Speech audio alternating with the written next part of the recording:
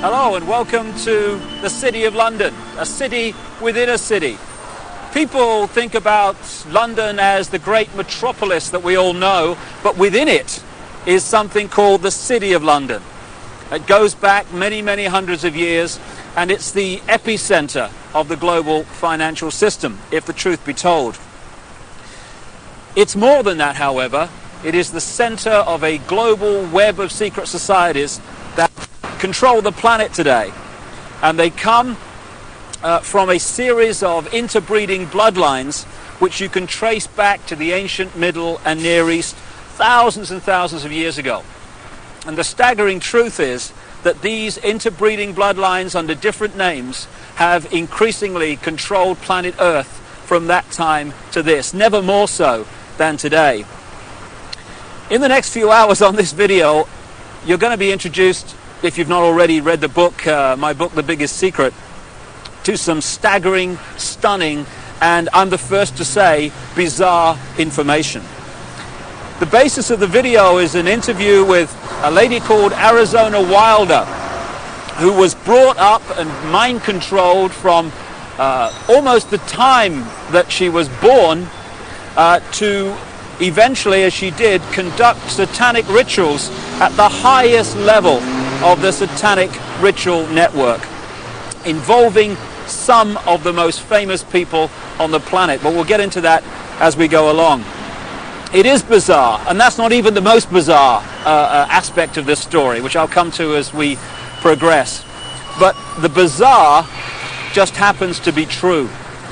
And this video is designed to be a companion to my book, The Biggest Secret, and you'd get more out of the interview with Arizona if you've read that book. But what I'm going to do to start with is just set up a few basic background details that can allow you, if you've not read the book, to follow the story and the revelations that Arizona is going to unfold for us.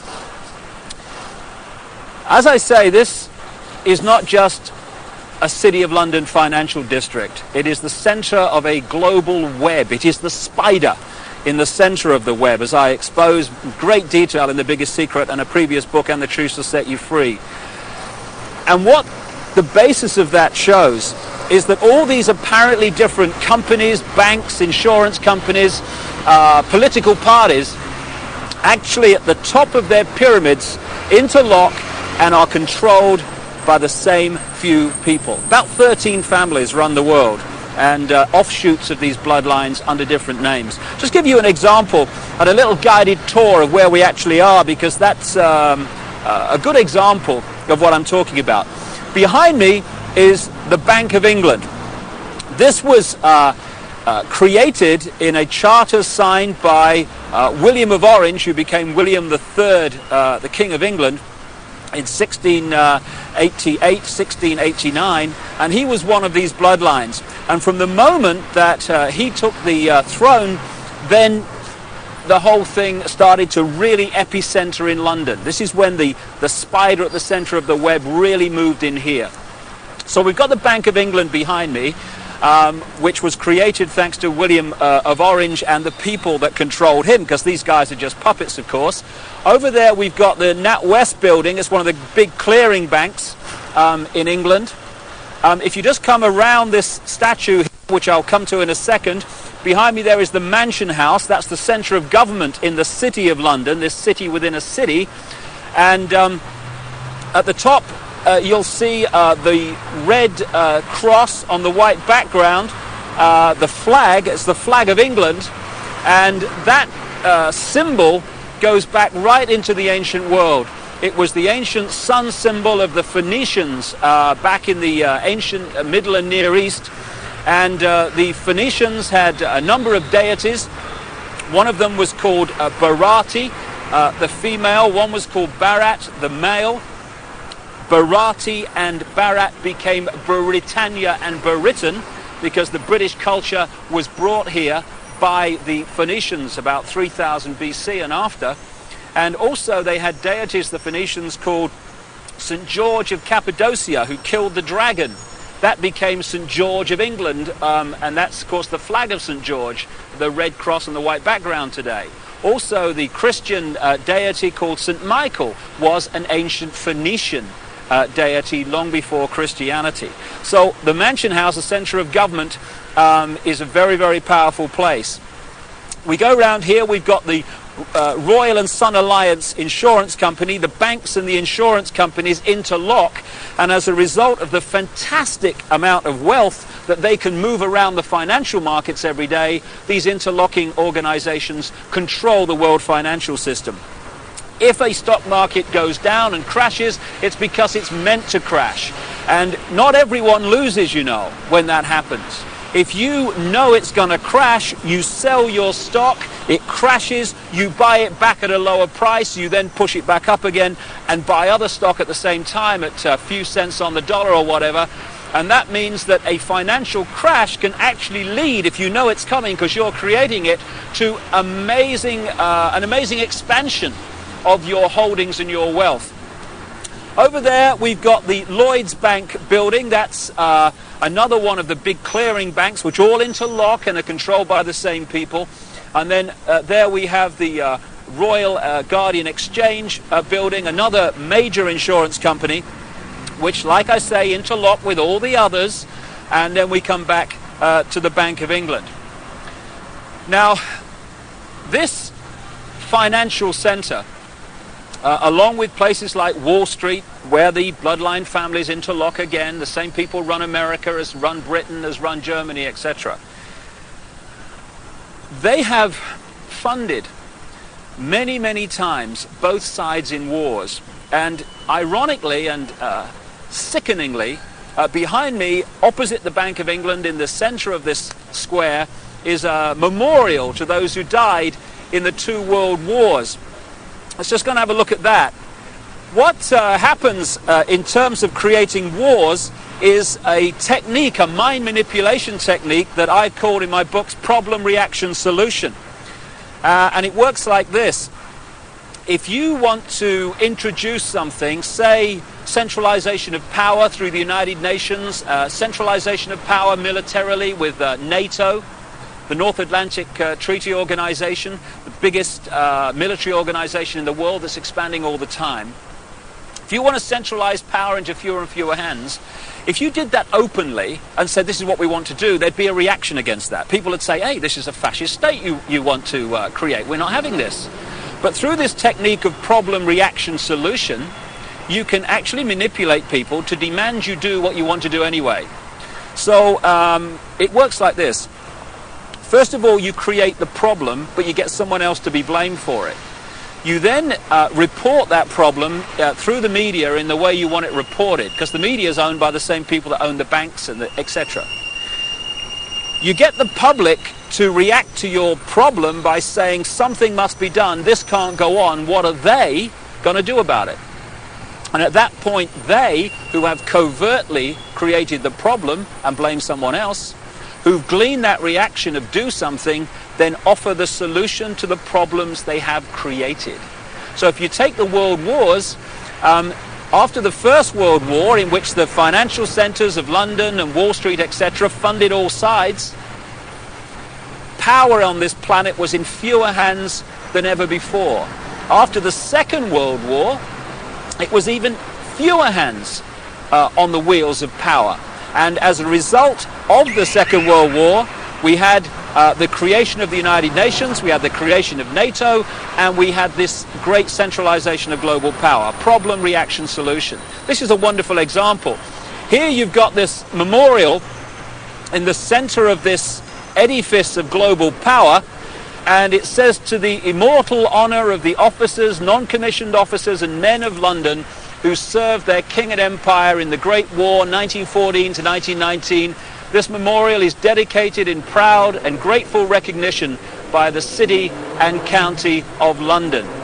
I'm sure it is, because as a result of the sacrifice they made, power in the world came into fewer and fewer hands, not least into this area I'm talking in now, and also made a fortune, because not only does it create problem, reaction, solution, when you lend money to both sides, they then have to pay you back that money plus interest. When both sides have devastated each other's countries, they borrow more money from you so that they can rebuild their shattered countries. Therefore, power equals control of money in the world as it is today, and the control of money comes through debt, and wars create massive amounts of debt, therefore massive amounts of control. It says here, their name liveth forevermore. Total bullshit. People who are manipulated to fight wars are merely pawns in a game they don't understand. At the bottom here, it talks about the memory of those who died in the Second World War, 1939 to 1945. How ironic and how sick that that war was manipulated and funded to a large extent from this building here, the Bank of England. The governor of the Bank of England at that time was a guy called Montague Norman, a very, very close friend of Hitler's banker, and it was the Bank of England, Wall Street, and the transnational corporations which had German subsidiaries, not least the Rockefeller Standard Oil in America. Rockefeller's another one of these bloodline families, along with the Rothschilds and others. It was those companies and banks that funded Hitler and allowed him to build a war machine that cost literally millions of lives. And before we move on and expand this story, on the other side of this square is another very appropriate statue. It's of the Duke of Wellington. The Duke of Wellington fought the Battle of Waterloo against Napoleon. And this is a wonderful example again of the way the financial markets are manipulated to this day. What happened was that the House of Rothschild was funding Wellington and also funding Napoleon. And what they did was they arranged, because communications weren't anything like they are today, of course, back then. What they did, they made sure that they knew the outcome of the war, or the Battle of Waterloo, before anyone else in this area of London did. So they found that Wellington, the Duke here, another bloody puppet, they haven't got the strings on the statue unfortunately, so it's not accurate, they realized that Wellington had won the Battle of Waterloo. What they did, however, was put the rumor out in this area that Napoleon had won the Battle of Waterloo. As a result, there was a panic, stocks fell, there was a crash. What were the Rothschilds doing quietly, secretly? They were buying up all the stock they could at those crashed prices. And then along came the real story. Wellington had won the Battle of Waterloo. As a result, the panic was over, all those stocks rose in price, and the Rothschilds were not only fantastically richer, they owned vast amounts more of the economy of this country and in a much wider area of Europe. So the manipulation of the financial markets, that's just an example from the last century, is very much going on to this day. And it's manipulating your life, what your money will buy, and indeed if you have any money at all. And I'll just finish at this location by focusing yet again on the Mansion House. Arizona Wilder, the subject of this video, conducted satanic ritual at the highest level, and we'll come to that in detail. You'll see that in the interview. But it's very much part of these bloodlines that have increasingly controlled the planet over the last few thousand years. When you follow them through from the ancient Near and Middle East up into Europe, where they became the European aristocracy and the royal families of Europe, or royal family if the truth be told, because they're just the same bloodlines under different names, over to America and into the modern world, one thing follows again and again: human sacrifice, satanic ritual, blood drinking, and all this stuff. And I've talked to a number of people who have seen these rituals in the City of London, who have been subjected to some of them. And the Mansion House, the centre of government in the City of London, is one of the key places where it goes on around here when work here is finished for the day. And satanic ritual is very much part of the next topic I want to raise and talk about at another location, and that's mind control. A few can only control billions and the direction of their lives if they manipulate the way we think and manipulate the way we feel. Only by doing that can they control us, because there's not enough to do it physically. And so mind control is the foundation of how it's done, and we'll talk about that at the center of global mind control, at the center of the network that generates it, and that's the Tavistock Institute, not far from here, yet again in London. Well, we're now just a short drive from the City of London, next to this very appropriate poster, Very Bad Things, and I'm on my way to the Tavistock Institute. It is the center of global mind control and the network that does the research and creates the data and advances the techniques to mind control people in many ways. When you think about mind control, you might think of the Manchurian candidate and some robot with a gun. Kill, kill, kill, kill. But mind control is much bigger than that.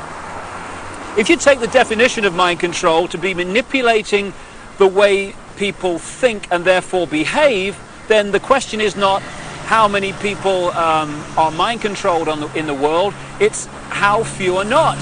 Because every time you read a news story which is slanted to get you to see the world, a person or an event in a certain way, and you accept that slant and take it as truth, you're being mind controlled. Every time you see an advertisement and it persuades you to buy something you don't really need, you're being mind controlled. So all these different techniques are used all the time to get us to think and behave the way this few, this clique, this elite want us to. Problem, reaction, solution, getting us to react to events and demanding solutions, the solutions the elite want us to demand. That's also mind control. So mind control is a vast, vast subject. And you know, in the streets of the cities of the world, or the towns of the world, you get these people with the clipboards that are asking you questions called opinion polls. Well, we're led to believe that these opinion polls are to get a feel for what people want so that we can give the people what they want. No, no. Overwhelmingly, those opinion polls are designed to find out if the programming, the manipulation of the public opinion, of the collective consciousness, is actually working. So they'll ask your opinion on various subjects, and if 80% say, yeah, we think in this certain way about this subject, okay, the programs work, brilliant. If only 40% think that way, then the question is, the manipulators ask, what more do we have to do to get more people to think the way we want them to think? So it's all about mind control and emotional manipulation. That's how it works. And we've just reached a point here, a military establishment. The Honourable Artillery Company headquarters, SA. What is the military? What is the training for the military except fundamental mind control? What happens when you go through the training, especially in the elite organizations like the SAS and the Parachute Regiment in this country, or the Delta Forces in the United States? It is to get human beings to give their thinking processes away to those in the peak caps that have more stars or more stripes on their arm. And you want people in the military to so give their mind away that when someone in a peak cap says, shoot this group of people, then without saying, well, why, or what have they done to me, or whatever, it's all over. Yes, sir, yes, sir. The yes, sir mentality, mind control. And if those people had a drink with the opposition, the opponents, the enemy, they'd probably get on fine. But they don't get to that stage, because when the peak cap says shoot, they shoot. They are mind controlled. And this is what the military is about. So you have mass mind control, you have individual mind control, and I'm just going to now walk just around the corner from here and take you to the headquarters of global mind manipulation. Mind control has been known about for a very, very long time. And to understand many of the things that Arizona will be talking about in the interview, you just need to explain one of the fundamental techniques of mind control. It's called trauma-based mind control. there is a mechanism in the mind that shuts out the memory of trauma. You know when you have a car accident and you can't remember what happened before, the trauma of the actual accident, and immediately afterwards? That's because the mind puts an amnesic barrier around trauma. Now that's very, very good, because obviously we don't want to keep reliving and re-remembering severe trauma like accidents and horrors of that kind. But this they began to understand massively in the concentration camps of Germany under the guy known as Joseph Mengele, the angel of death, the infamous mind manipulator and geneticist. They began to understand that if you could systematically traumatize someone, particularly before the age of 5 and 6, then you could turn their mind into a honeycomb of self-contained compartments, amnesic barriers, which were unaware of the existence of the others. And if through hypnotic keys, triggers, words, signs, whatever, you could pull one of these amnesic barriers to the front to become the conscious level, that could experience something or be programmed to do something robotically, and then that compartment could be pushed back in the mind and another one pulled forward. Now this new one has no idea the other compartment exists, let alone what it's experienced or what it's been programmed to do. This has become known as multiple personality disorder, or DID, dissociative identity disorder, which is much more appropriate. And for short, these people are known as multiples. And this is some of the terms that Arizona will be using in the interview. Now, we've reached a point here, if we just turn around, of the headquarters of the Global Mind Control Network. This is the Tavistock Institute in Tabernacle Street, 30 Tabernacle Street in London. It was this network, and is this network, that coordinates the mind control program around the world, both on a mass and individual level. The background to this organization is this. It used to be part of the British military psychological warfare department, appropriately, and it was developed by a guy called Dr. John Rawlings Rees. And other parts of the network were established around the world. Stanford in America is one of them. And together they coordinate the mass mind manipulation of the human race and mind program people on an individual level. Just to give you an idea, these mind control people are overwhelmingly those that do the assassinations. Why is it always a lone nutter that's responsible for assassination? So people say, oh, he was just a nutter. No conspiracy, no more investigation necessary. Why is it that the same psychological profile keeps turning up all over the world with guns, going crazy with guns in the street, killing people, creating problem, reaction, solution situations in which legislation comes through and is introduced as a result of those horrors? Interestingly, Martin Bryant, the man who went crazy with a gun in Port Arthur, Tasmania, just happened to be treated by a guy called Dr. Eric Cunningham Dax. Now, Cunningham Dax was the Tavistock Institute representative in Australia and a close associate for decades of Dr. John Rawlings Rees that sent the whole thing going.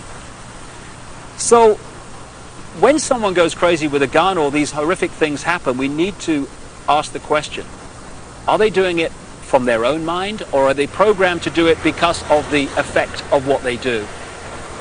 Now, Arizona Wilder was brought up from birth in these mind control programs, and her programmer was Joseph Mengele, the angel of death. And when he eventually died in the late 80s, because the subject of the programming becomes so attached to the programmer, almost worshipping the programmer, when the programmer dies, often the programming starts to break down. It did with this lady, and that's why now she's speaking out and talking in staggering detail about what she experienced and the people that she was involved with. People might find it hard to believe that Joseph Mengele was in the United States and South America after the war, but there was a British intelligence, American intelligence operation called Project Paperclip, which got people like Mengele and other leading Nazis out of Germany at the end of the war to continue their mind programming and to continue their genetic research and manipulation in America after the war, in the United Kingdom also. So this is some important background to this Arizona Wilder interview, but it's not even the biggest secret. The biggest secret is even more bizarre than that. Well, I've now come literally a few strides outside of the official boundaries of the City of London into an area known as Temple Bar, where the Royal Courts of Justice are established, and this is the centre of the British legal profession. Not just the British legal profession, but the legal profession of the world, as the biggest secret exposes. This is where they come to the bar, as it's said, to become barristers, the top of the legal profession, and eventually to become the judges that are part of the network and the secret society network overwhelmingly, who are told what to do. And when you've got judges being told what to do by the secret society network, what justice is there? Temple Bar is named after the Knights Templar, one of the secret societies in the ancient world that I talk about in my books, and they were part of this network, and their successors are continuing that manipulation and agenda to this day. Now, I'm standing across the road from the Royal Courts of Justice here, outside something called the Outer Temple. This is one of the major secret societies that manipulate and control the legal profession and the workings of so-called justice in Britain, and indeed, like I say, further afield. But the reason I've come here overwhelmingly is to point out something in the centre of the road here at the boundary between Temple Bar and the City of London. And it's a massive reptile figure, dragon figure, in the centre of the road. Now, we're getting into what the biggest secret is here, because when you go around London, and indeed looking at the coats of arms of the aristocratic families, etc., again and again you keep seeing reptiles, you keep seeing dragons, and you've got the serpent race and the dragon race constantly recurring in the ancient texts describing the gods of the ancient world. And there is a reason for this. There is a reason why dragons appear everywhere, and that is the biggest secret, which Arizona Wilder also has experienced. Right at the start of our little tour of London, in that square outside the Bank of England, it's also possible to see again this same theme that keeps reoccurring of flying dragons, of flying serpents. We've seen one major serpent figure, serpent statue, at one entrance to the City of London near the Law Courts, and here I am now alongside the River Thames at another entrance to the City of London, this epicenter of global control. And what do we have to signpost the fact that you're entering the City of London? Yet another flying dragon, this one holding the shield with the red cross and the white background, this ancient symbol that I talked about, with the flag on top of the Mansion House and the flag of England, the flag of St. George. So what's going on?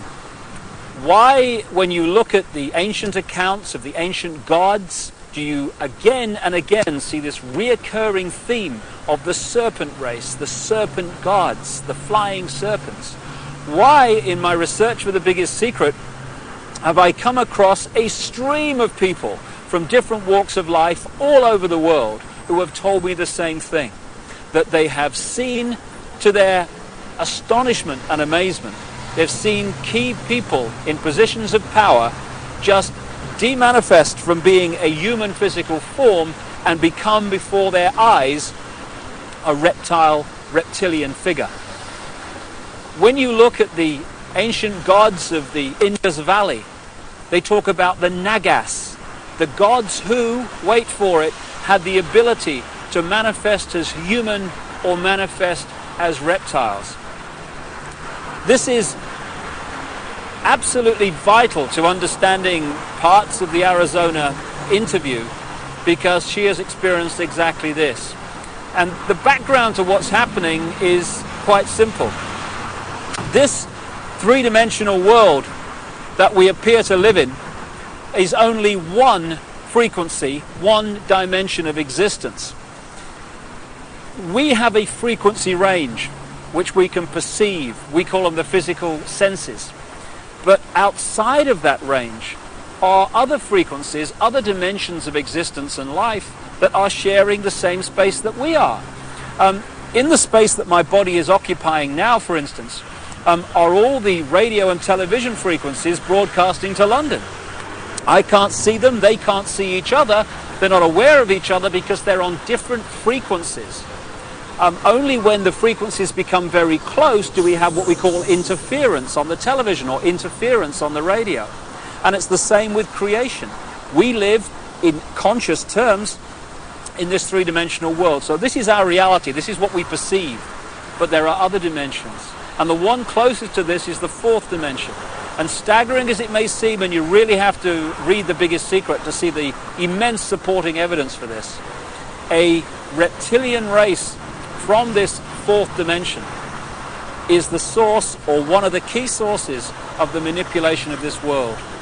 Back in the ancient world, again documented endlessly in so many parts of the world, in ancient texts and legends and accounts, are the stories of how this extraterrestrial race interbred with humanity, creating hybrid bloodlines. And when you do the genealogical research, you find that it is these human-reptile hybrid bloodlines that actually have occupied the major positions of power through the history of the last few thousand years, and today are in the key positions of power, running the banking system, the business system, the politics, the military, etc. And ASJou7DvtQE Wilder, who had no idea of all this other information coming towards me in researching The Biggest Secret, when I met her, she said and told me about how at various satanic rituals involving the most famous people in the world, she had seen them again and again turn into reptile figures and then come back again during the ritual. I got a call from the head of an organization in America called Parents Against Ritual Abuse, who told me again from her experience how many of her clients who had been subjected to satanic ritual had reported the same story of how the participants had shape-shifted, as the term goes, from human to reptiles and back again during the ritual. And one of the key areas, one of the key families identified by ASJou7DvtQE Wilder in her accounts is one not too far from here, and it's very famous indeed. And that family and that bloodline live here, or at least partly live here. Buckingham Palace, one of the many palaces and homes of the British royal family, the House of Windsor. They're seen as bastions of the establishment, the British establishment, but in fact the Windsor bloodline is not British at all, it's German. It's really the House of Saxe-Coburg-Gotha. And on Prince Philip's side, the husband of the Queen of England, he's a Mountbatten, which is really Battenberg. Again, another German line. In 1917, they changed the name from Battenberg to Mountbatten, from the House of Saxe-Coburg to Windsor, because at that time, you may recall, the German nation and the British nation were knocking hell out of each other in the trenches of northern France. And it was good PR from the British royal family's point of view to just change their name to sound more English. And this is just the farce and the facade behind so much, or behind which so much goes on. However, most people, if not almost everyone on the planet, would find the fact that the House of Windsor are one of these reptilian-human hybrid lines that shape-shift between human and reptilian form to be utterly, devastatingly ludicrous and unbelievable. I understand that, but the truth, the real truth, often is. And ASJou7DvtQE Wilder, in the interview that's coming up now, is going to talk about her experiences of seeing this happen. Well, I think that's all you need to know and appreciate to understand the kind of information that ASJou7DvtQE Wilder is going to reveal to us now, except one thing. Across the millennium years is crunch time in this whole agenda, crunch time for the human race.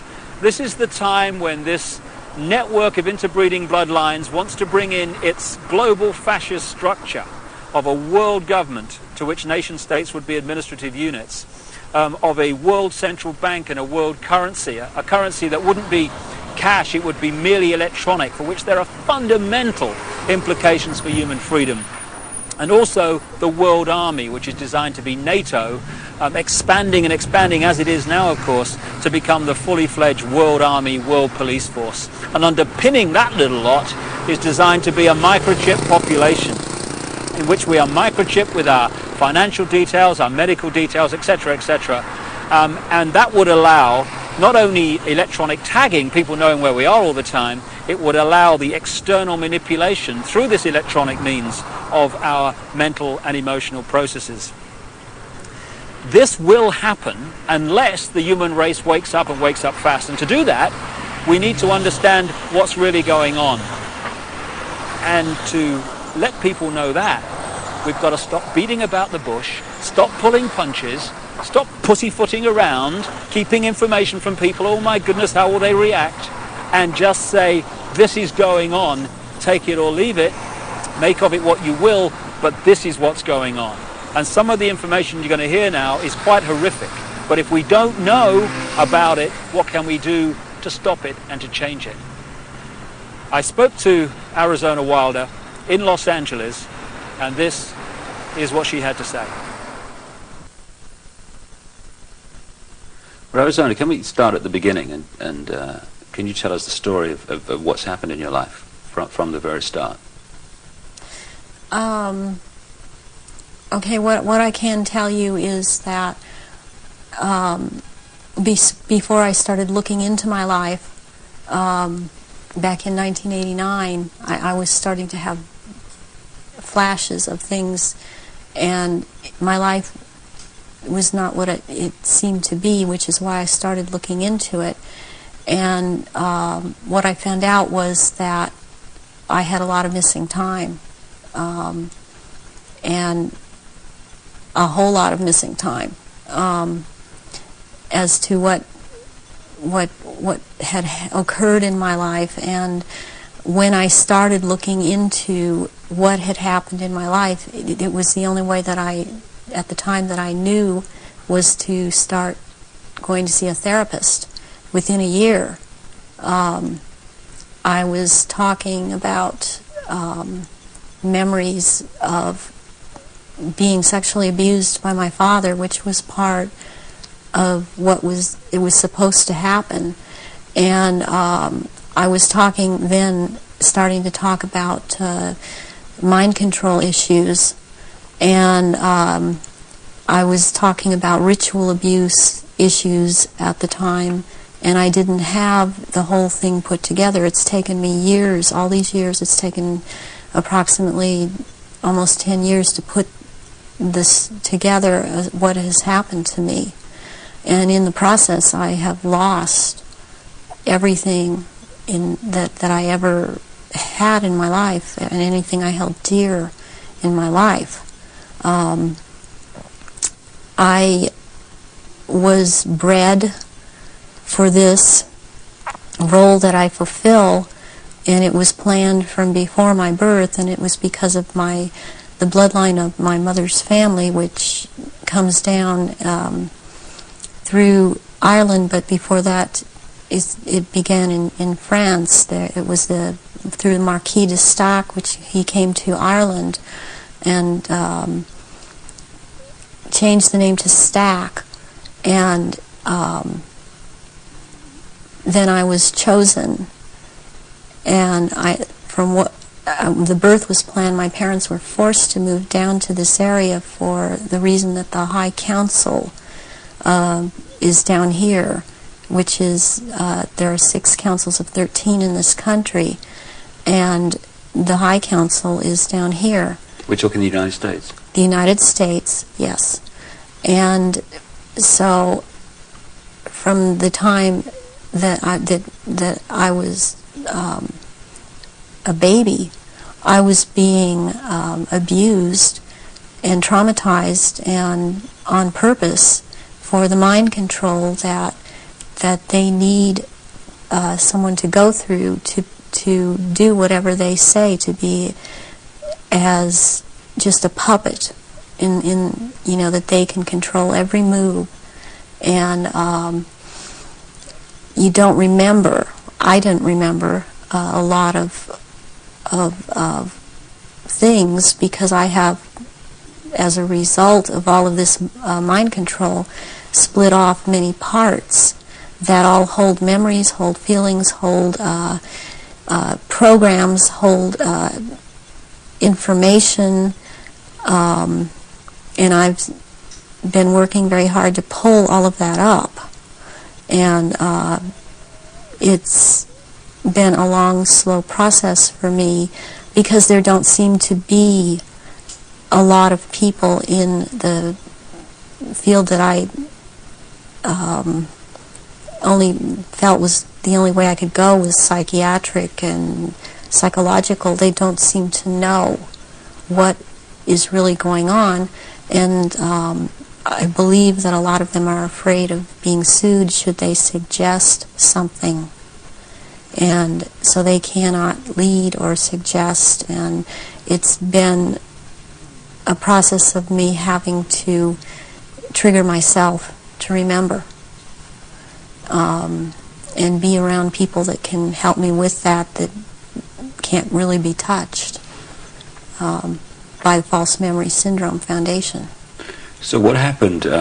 You say you were abused as a child as part of this compartmentalizing of your mind. What went on after that, as you got older?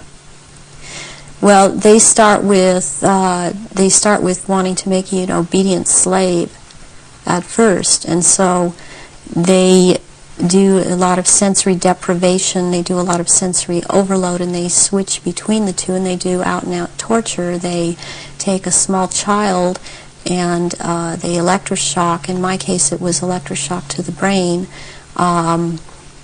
and they would take away my chance to sleep. They kept me awake for many hours at night, would not let me sleep. And I was also told things, as this was before the age of 5, I was told things such as, they would make me drink water, and they would say, if you pass urine, you're going to have to drink it. And they would make me drink it. And if you have bowel movement, you're going to have to eat the feces, which is also what happened to me. And then they would play, there was a programmer that was programming me, a very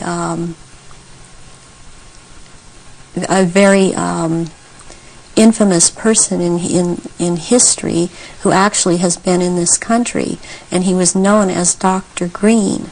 Who he actually was Dr. Mengele, from Joseph Mengele, from the concentration camps in Germany, and he was he stayed a lot at China Lake Naval Weapons Station out here in Southern California, in the desert area. And I would be around this man a lot, and he used to tell me that the scar that he had on the left cheek of his face was actually from, he was into fencing, and that it was from that, but actually the scar on his cheek was from one of his own programming techniques, that he would put a child in a box and with a sword and tell the child to defend the box, even if it meant his own death. Then he'd tell another child to break into the box, and which this child would do, and then the other child would then jump out of the box and shove the sword or the lance straight through the other child. And at one point he got into it where this child actually got him in the face with the sword. And he would wear a huge emerald ring on his left hand, on this middle finger, and he would twist this emerald around, and for programming, and he was into using long-colored ribbons of different colors, and you had to choose a certain ribbon, or you were given a certain ribbon, and that meant that this certain thing was going to happen to you. and it was like picking sticks out, or drawing sticks out of a hand, out of someone's hand. I saw games of Russian roulette played where it was chosen beforehand that a child would die, and the child would put the gun up to his head and pull the trigger, and this child would end up dying. But it was meant to scare all of us, keep us in terror, as there were many other children that were around me that went through the same thing. I have run into people from my childhood that have known me, and I've recognized their names, and even if they change their names and change their hair color, as I have done, they have recognized me, or I have recognized them, and I know their name. They know my name. There isn't any way for this to have happened. It's just beyond coincidence. And when you get older, I mean, they start taking, this programmer in particular, Mengele, would take me to rituals. I went to rituals with him all over this country, and in Britain, and in France, and it was known by intelligence agencies in this country that this man was here. They brought him here. Is that Project Paperclip you're talking about? Yeah. Through the OSS. And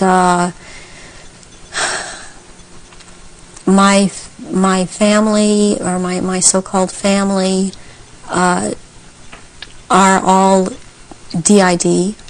They have not. They are very well programmed, and they have not sought help. They have not gone in and tried to figure out what's happened. They believe they've had this certain kind of life that they've had, and as far as they are concerned, I am crazy. And they have much different memories of what I have, and I was always told certain things by my parents that my sisters were never told. And biologically, I have to add at this point that my mother is my mother. I am not biologically related to my father. And this has to do with the bloodlines, and his was considered impure. And this is all about purity of the bloodline.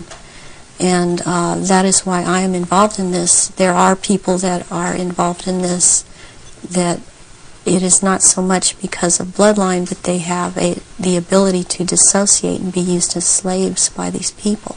You say that you come from a certain bloodline, and there is this obsession with bloodlines that this Brotherhood Illuminati have. Why is that? Because what first started coming out was about the Aryans,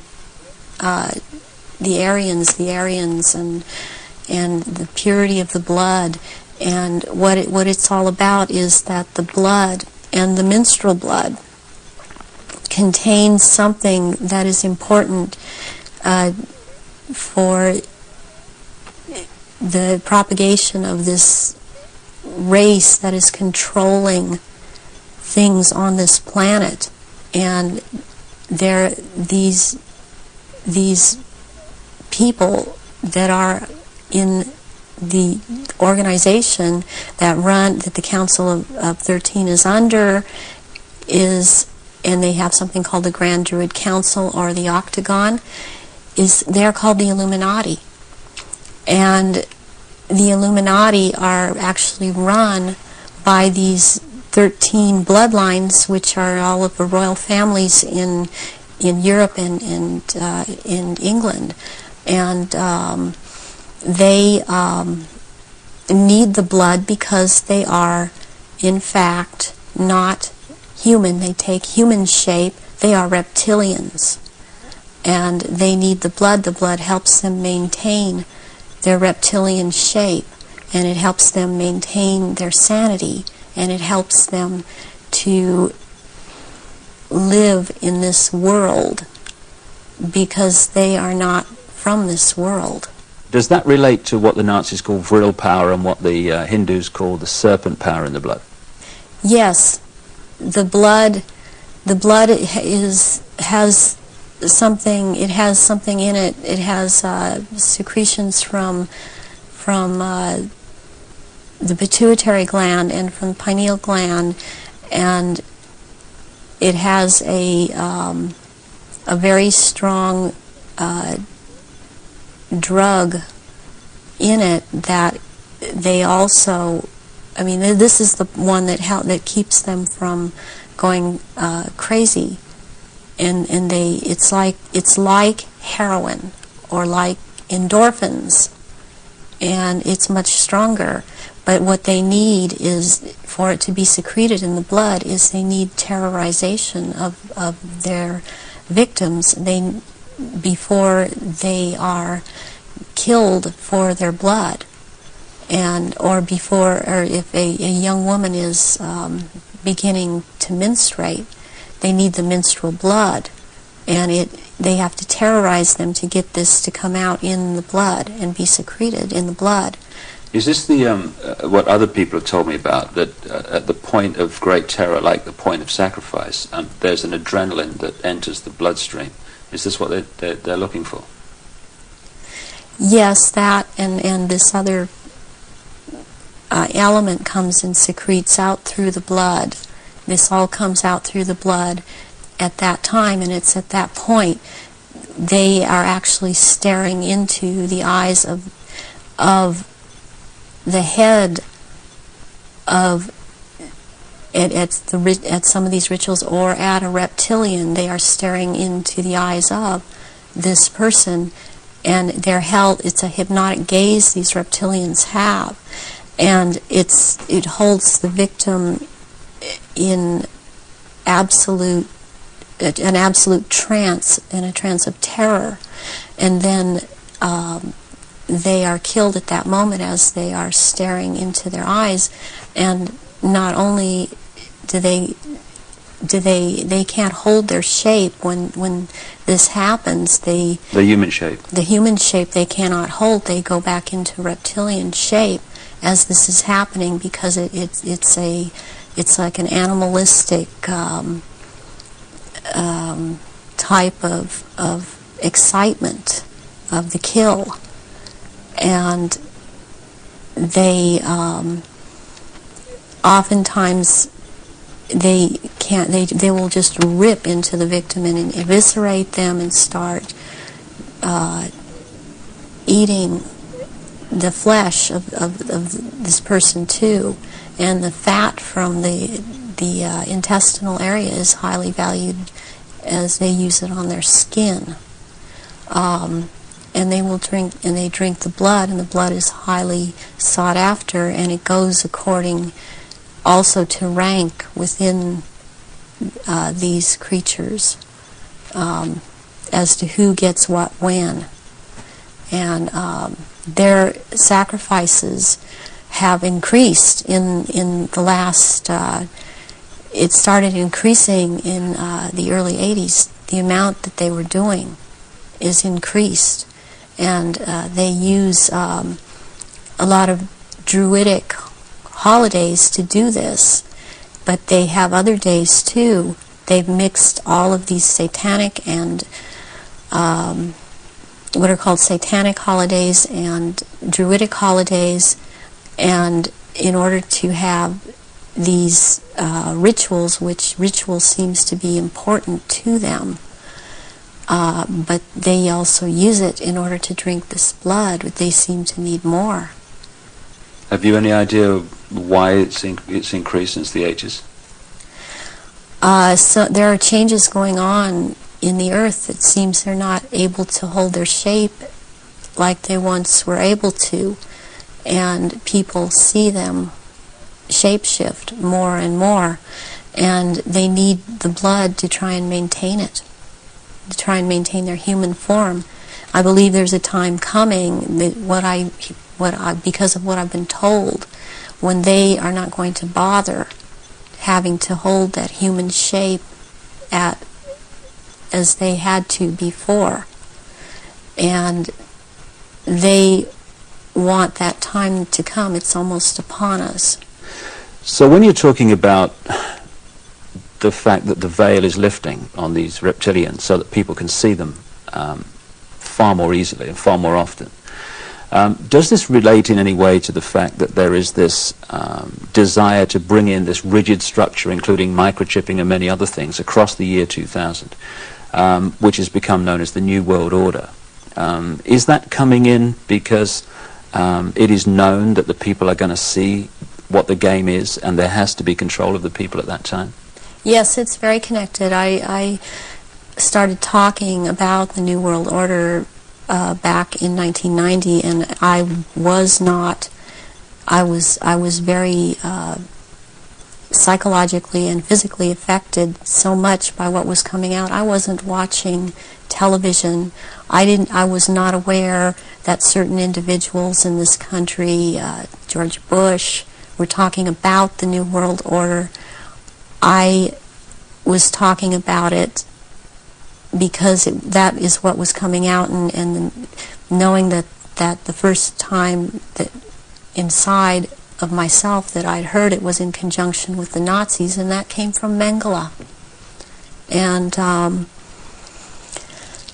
I started realizing that there was something going on, and then it scared me.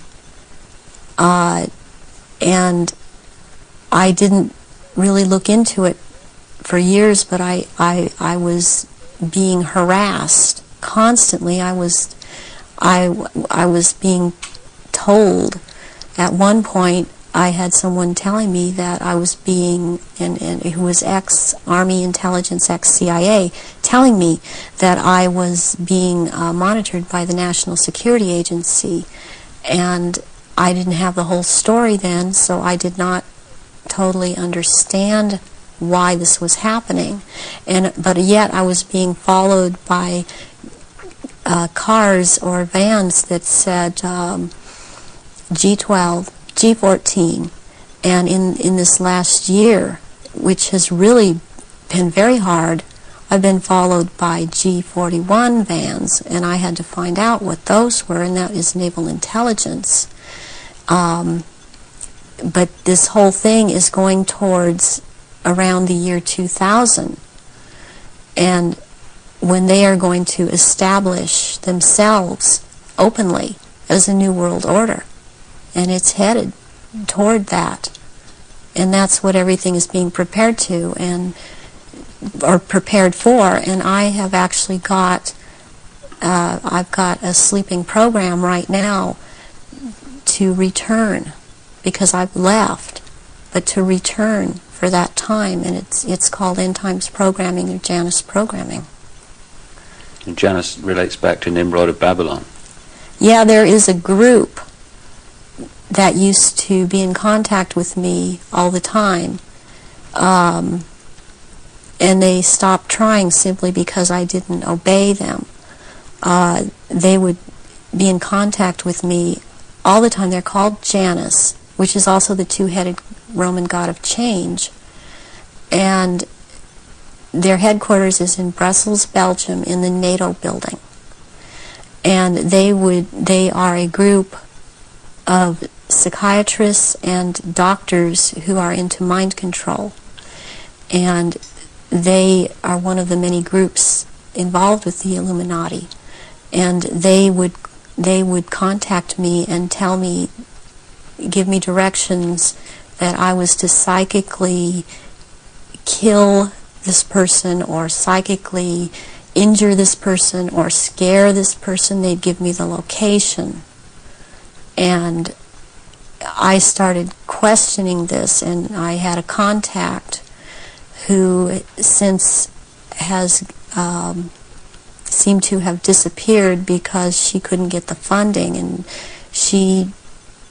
I had called her about this group, and she's the one that was the ex-CIA, ex-Army intelligence person, and she knew about these people, and she said, yes, you're right, this is what is going on.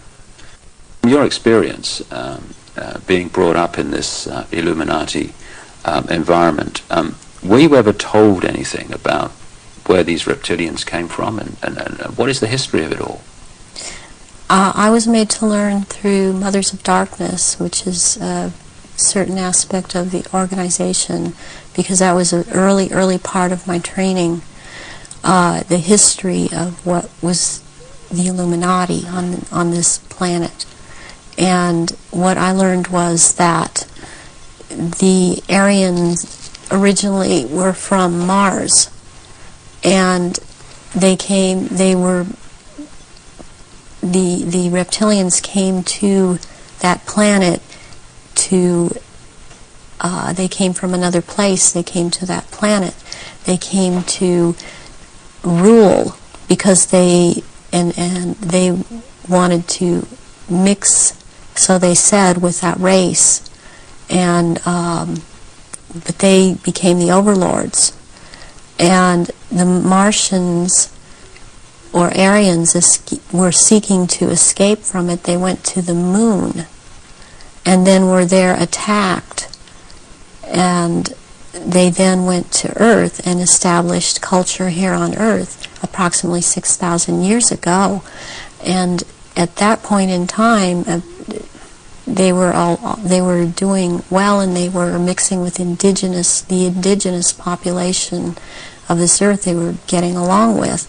And then about 4,000 years ago, the reptilians arrived here and again began to take over. And they instilled themselves in different places underground in the earth, and also this one part of them, the ruling part, took over and became involved in the politics and in the religion, and started controlling through these means at that point in time, and using the gods and deities that were believed in on this planet, started infiltrating into that and becoming that, and things started, blood rituals started happening, and since that time, that is the way that it has been. And presently, they claim to come from a Merovingian bloodline. They are all of there are 13 bloodlines in Europe that all of what are called royalty are developed from or come from, and they include the Aryans in this. And there's been a big push in this century. For example, when Nazis came into power, the fascists, talking about the purity of being pure and staying, the Aryan bloodline staying pure, and what it actually is all about is keeping the blue-eyed, blonde or light red-haired people, the bloodlines pure, because it is more powerful. And what is in that blood for these reptilians is more powerful, and they need that. And when you start mixing it with people that were indigenous to this earth, then it is not as powerful. It has nothing to do with someone, skin color or nationality. It has to do with keeping the bloodline pure for their use. So blonde-haired, blue-eyed people are the purest from the reptilians' point of view, and that they want to keep that bloodline pure because of how they need to use it. Yes. When I realized that it had to do with blonde hair and blue eyes, I could not do anything about my eyes, and I am not able to wear contacts or I would have brown eyes. But one thing I did do was cut my hair off, because that was part of the rank I was. My hair was down to my knees, and I colored my hair darker. And there were times after I did cut it off, they had gotten to me, and so the hair would be light red, but that is being in compliance with them. And I did not want to be in compliance to them. I want to expose them, and this is part of it, and I won't be what they want me to be. When you look at some of the ancient accounts, like the Sumerian texts and many other accounts, they talk about the gods interbreeding with humanity. Is this relevant to the reptilian way of infiltrating the human race?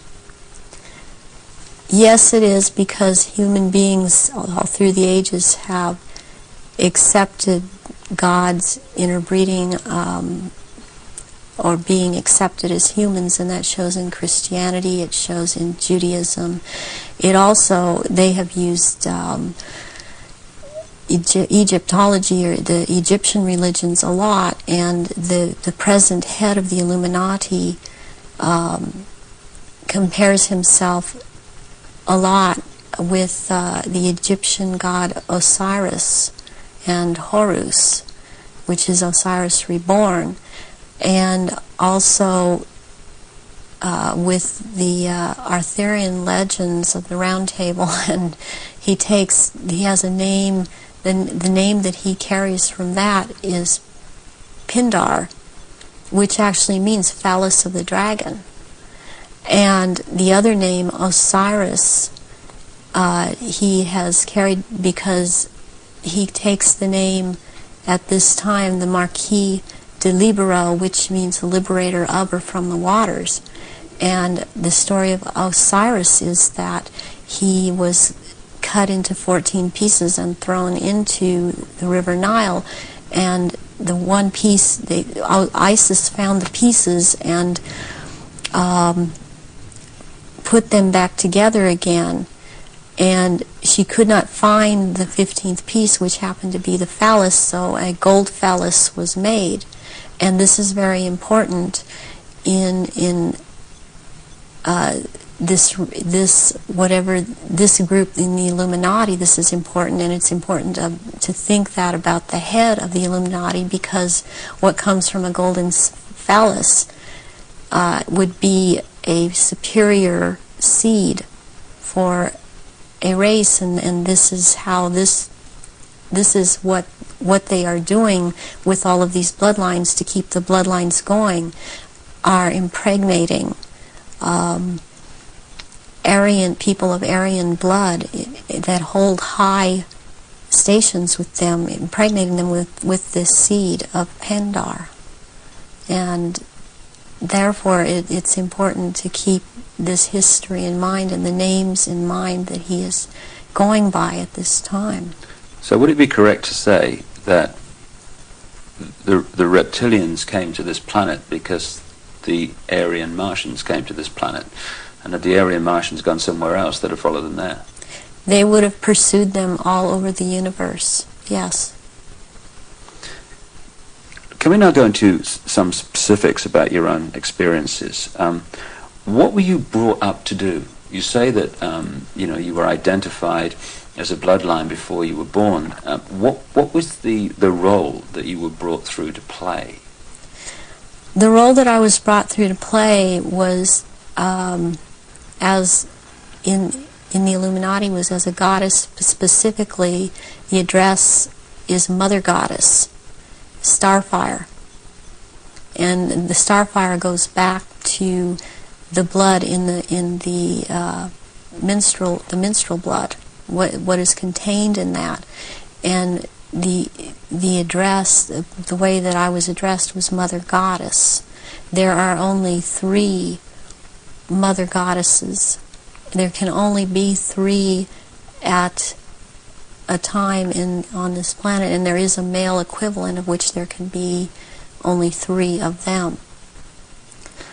Why mind control someone to conduct these rituals, like yourself? Why don't these reptilians just conduct their own rituals? they don't seem to have the psychic abilities, and they look for people that have that and people in the bloodline that have that. And I've had that. I've had a tremendous amount of psychic ability, and so I was picked and bred from before birth, and this is also something that other survivors that have been in high positions have known about me and told me. What's the connection then between you having psychic abilities, those being recognized from the start, and you being brought through to conduct their major rituals? Well, it's kind of twofold. First of all, they needed the psychic abilities because they control or attempt to control events, because I would have the ability to foretell what was going to happen, and they needed the information to just try to control it to an outcome that was good for them. The second thing is that during the rituals, you had to have psychic ability. You have to be very powerful in that way to call out the old ones that are also reptilian, that come from another dimension. They actually they materialize from out of another dimension and are present at rituals, and they are so powerful, and their presence is there's such an evilness about them, and they want out of this other dimension, and they can't. They have to be called out by someone who has that power, and the reptilians don't have this power. That's very important, that they don't have this power to call out these old ones that have to do with them.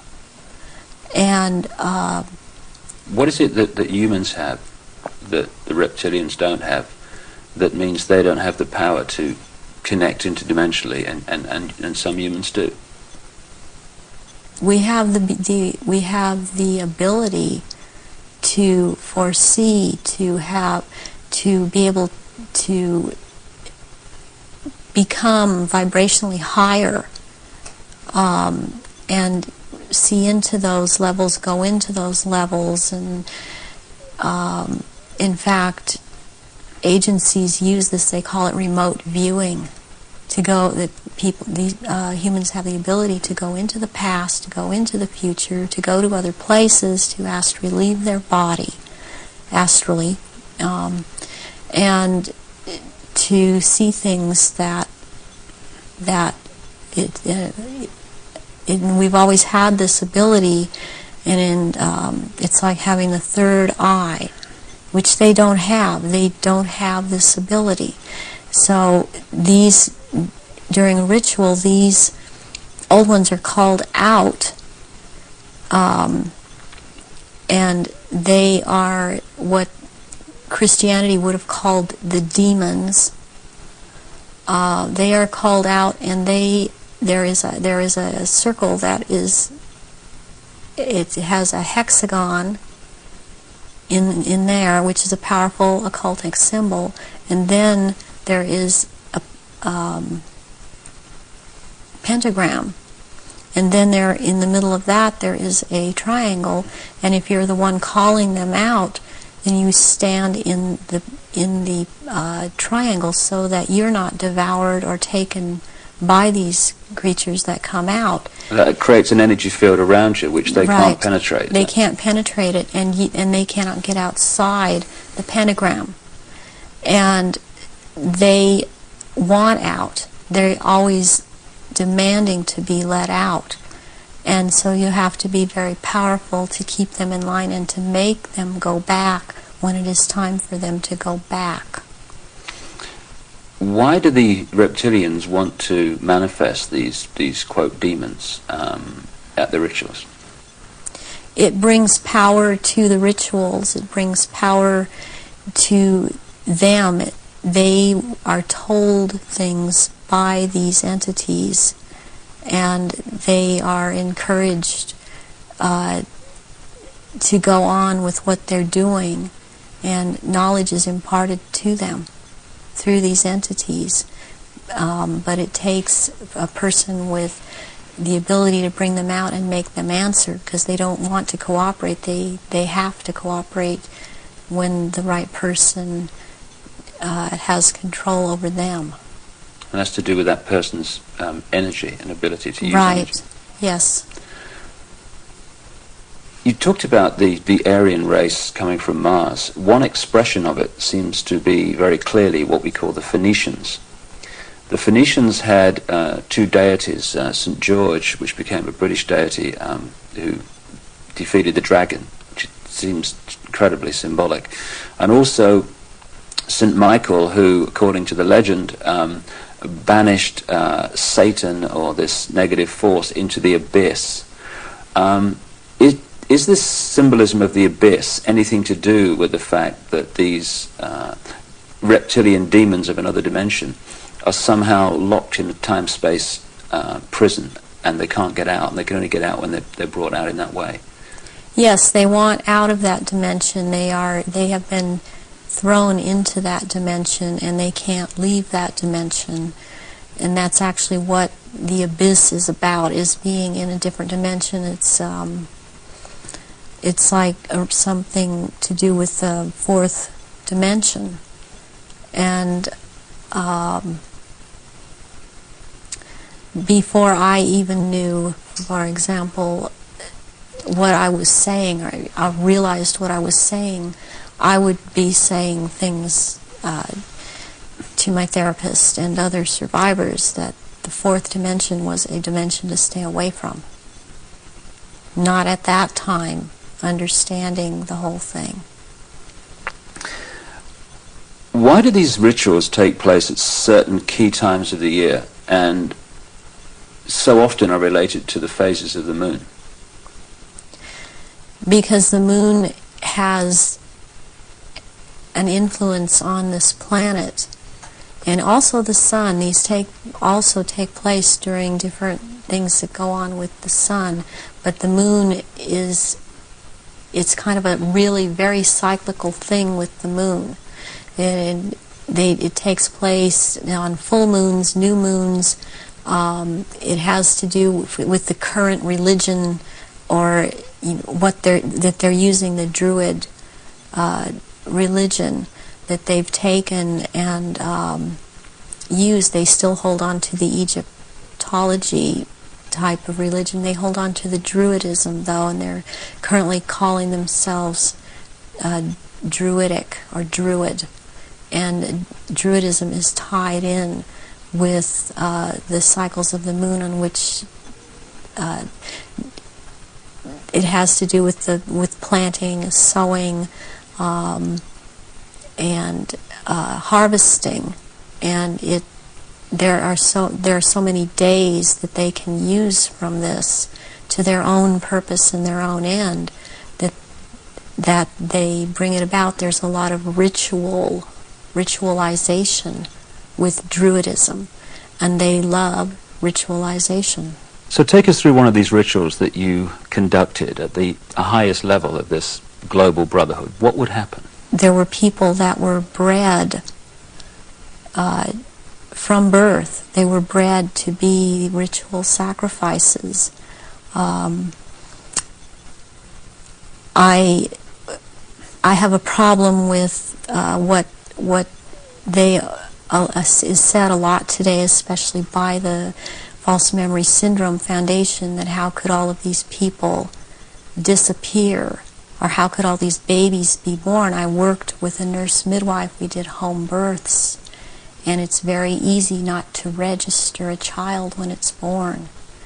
And then they have these children that they're kidnapping and bringing in from other countries, and no one misses them because these are third world countries. And children they have the most energy, the purest energy, they're the highest form of sacrifice. And they will terrorize these children and mind control these children. And in rituals, by the time they're brought into rituals, they may be drugged, or they may not be drugged, or they may be in an altered state because of the mind control, and they are used as actual blood sacrifices during these rituals because of, again, reptilians needing their blood. And they will take various organs from the sacrifices depending on what date the ritual may, what the ritual may be associated with on that date. But they will also slit the throat from the left ear to the right ear, and the blood will be gathered in a goblet, and it will be dispersed among the reptilians, and dispersed among, also after that, among people that have been participating in these rituals and seem to have it, even though they seem to be dissociated. Mostly these people seem to be cognizant of what they are doing. Are these rituals rare? I mean, how many are there that, say, go on a year? I mean, we talking hundreds or thousands? Or? There are things happening every month of the year. There is not a month in this 12-month system that something is not happening. And it's more than one. I mean, it's every full moon. It's, and the very important rituals are the summer solstice and the winter solstice, and then there is the vernal equinox and the fall equinox. And there is Samhain, and there is Beltane, there is Imbolc in February, there is Lughnasadh, which is in the beginning of August. There's a whole week leading up to Beltane, and also leading up to Samhain, that's called Grand Climax. So May the 1st is Beltane? May the 1st is Beltane. Halloween, particularly in America, has become like a mini Christmas, almost like a holiday of celebration with a trick and treat and all this other stuff. But what actually happens outside the public arena that night of Halloween and into November the 1st?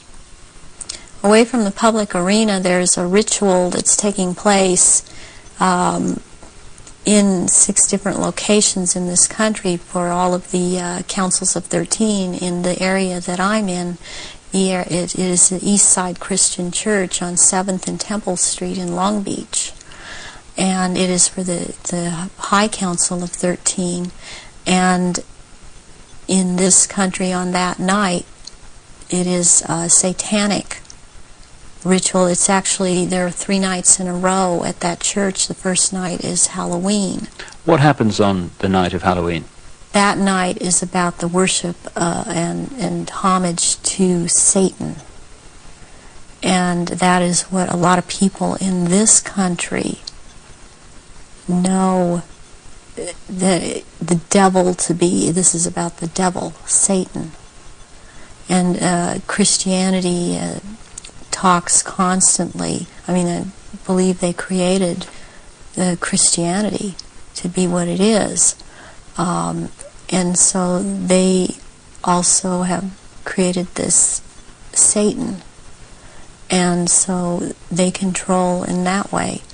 And on that night there's a lot of bloodshed, and there are sacrifices made to Satan. There is a person who plays the part of this in this High Council that has to do with this High Council. He's not on the High Council, but he has to do with playing the part of Satan. He is a televangelist on TBN. He used to be, he filled in for a little while as a lead singer on Iron Butterfly many years ago, and he has long blonde hair. What's his name?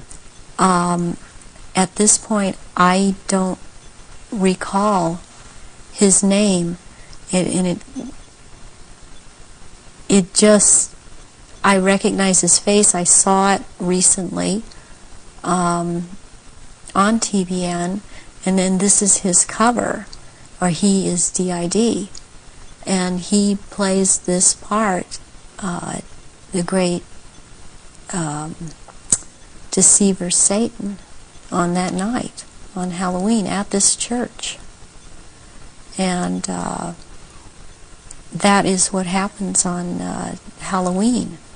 And I mean, what else I must say, what is going on with Halloween in this country? It's just becoming so popular. It is also to desensitize people to the whole thing, and even this backlash Christian movement that wants to call it the Harvest Festival. It does not realize that the Harvest Festival has to do with Druidic religion. And again, they are still doing the same thing and celebrating the Harvest Festival. That's what the Harvest Festival is about.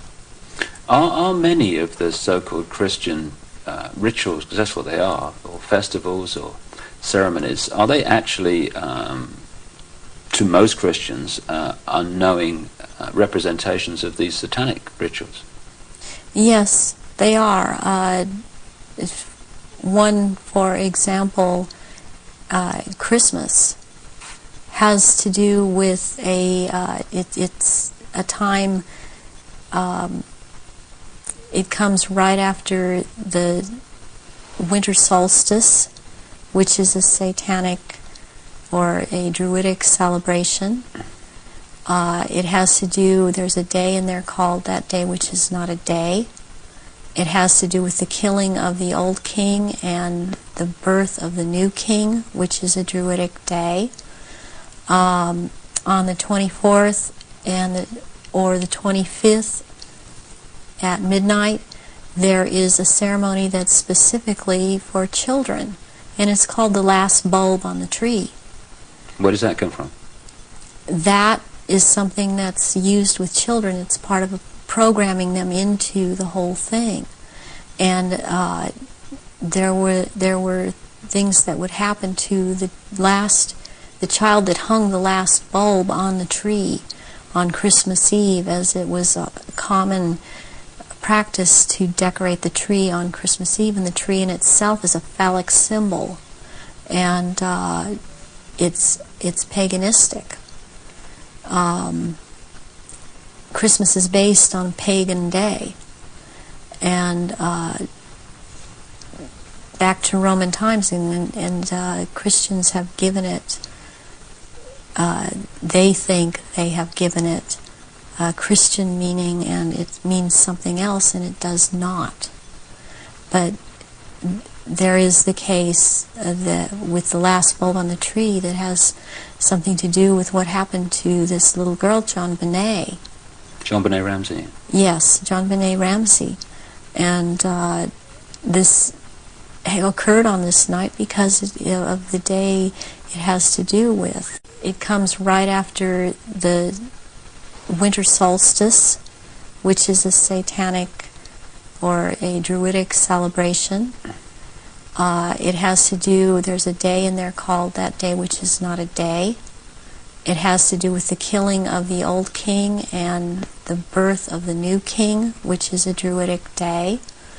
On the 24th or the 25th at midnight, there is a ceremony that's specifically for children, and it's called the last bulb on the tree. Where does that come from? That is something that's used with children. It's part of programming them into the whole thing. And there were things that would happen to the child that hung the last bulb on the tree on Christmas Eve, as it was a common practice to decorate the tree on Christmas Eve, and the tree in itself is a phallic symbol, and it's paganistic. Christmas is based on a pagan day, and back to Roman times, and Christians have given it, they think they have given it Christian meaning, and it means something else, and it does not. But there is the case with the last bulb on the tree that has something to do with what happened to this little girl, JonBenet. JonBenet Ramsey. Yes, JonBenet Ramsey. And this occurred on this night because of the day it has to do with, and the ceremony that it has to do with. And there were rituals done on that night to these little children. So that is totally tied into it. I have heard that JonBenet's name is relevant to the rituals. Do you know anything about that? John Bay. John Bay is a satanic deity or Satan. John Bay is a name for Satan. And that name is just closely tied in. It's so close, and I don't understand why it hasn't come out, and that I know of. It hasn't been talked about, but that is why she was killed on the day that she was killed, and her family, as far as I'm concerned, her family is involved in this, and that there's always a price to be involved in it. She was the price. This little girl lost her life. Can we talk about some of the famous names that people around the world would know who, in your experience, have taken part in these rituals that you've conducted? You say you've conducted them in Europe and the United States. Can we start with the United States? Yes, I have seen at rituals, I have seen George Bush, I have seen Madeleine Albright, I have seen Henry Kissinger, I have seen Ronald Reagan, and I have also, by the way, seen his wife, Nancy Reagan. I have seen Hillary Clinton before I knew she was Hillary Clinton at the time. At these rituals, she is involved. The other people that I have named and are, as I have seen shapeshift into reptilians. I have not seen Hillary Clinton actually shapeshift, but she is involved. I have seen the two sons when they were young, the two sons of George Bush present at these rituals. Are these the sons that have become governors? Yes. One is in Florida and one is in Texas. I have seen, did I mention J. Rockefeller? And he shapeshifts. I've seen George Deukmejian and Ronald Reagan again, having been governor in California. There have been people such as Newt Gingrich. I saw, and I didn't know at the time that he was Newt Gingrich. I recognized that he was Newt Gingrich when Clinton came into power, and after he was, Newt Gingrich was then elected Speaker of the House. And I was horrified to realize that this man was also there. All of this has affected me to the point I don't vote. All of these people seem to all be connected to the Illuminati, and I don't feel like being part of having anything to do with them. Presidents like Carter and Ford and Clinton. I've seen Ford there. Gerald Ford. Gerald Ford, yes. Are they all reptilian bloodlines? I haven't seen Carter shapeshift. You've seen him at rituals, have you? Yes. Gerald Ford, I have seen shapeshift. And Johnson, also. Lyndon Johnson. Lyndon Johnson.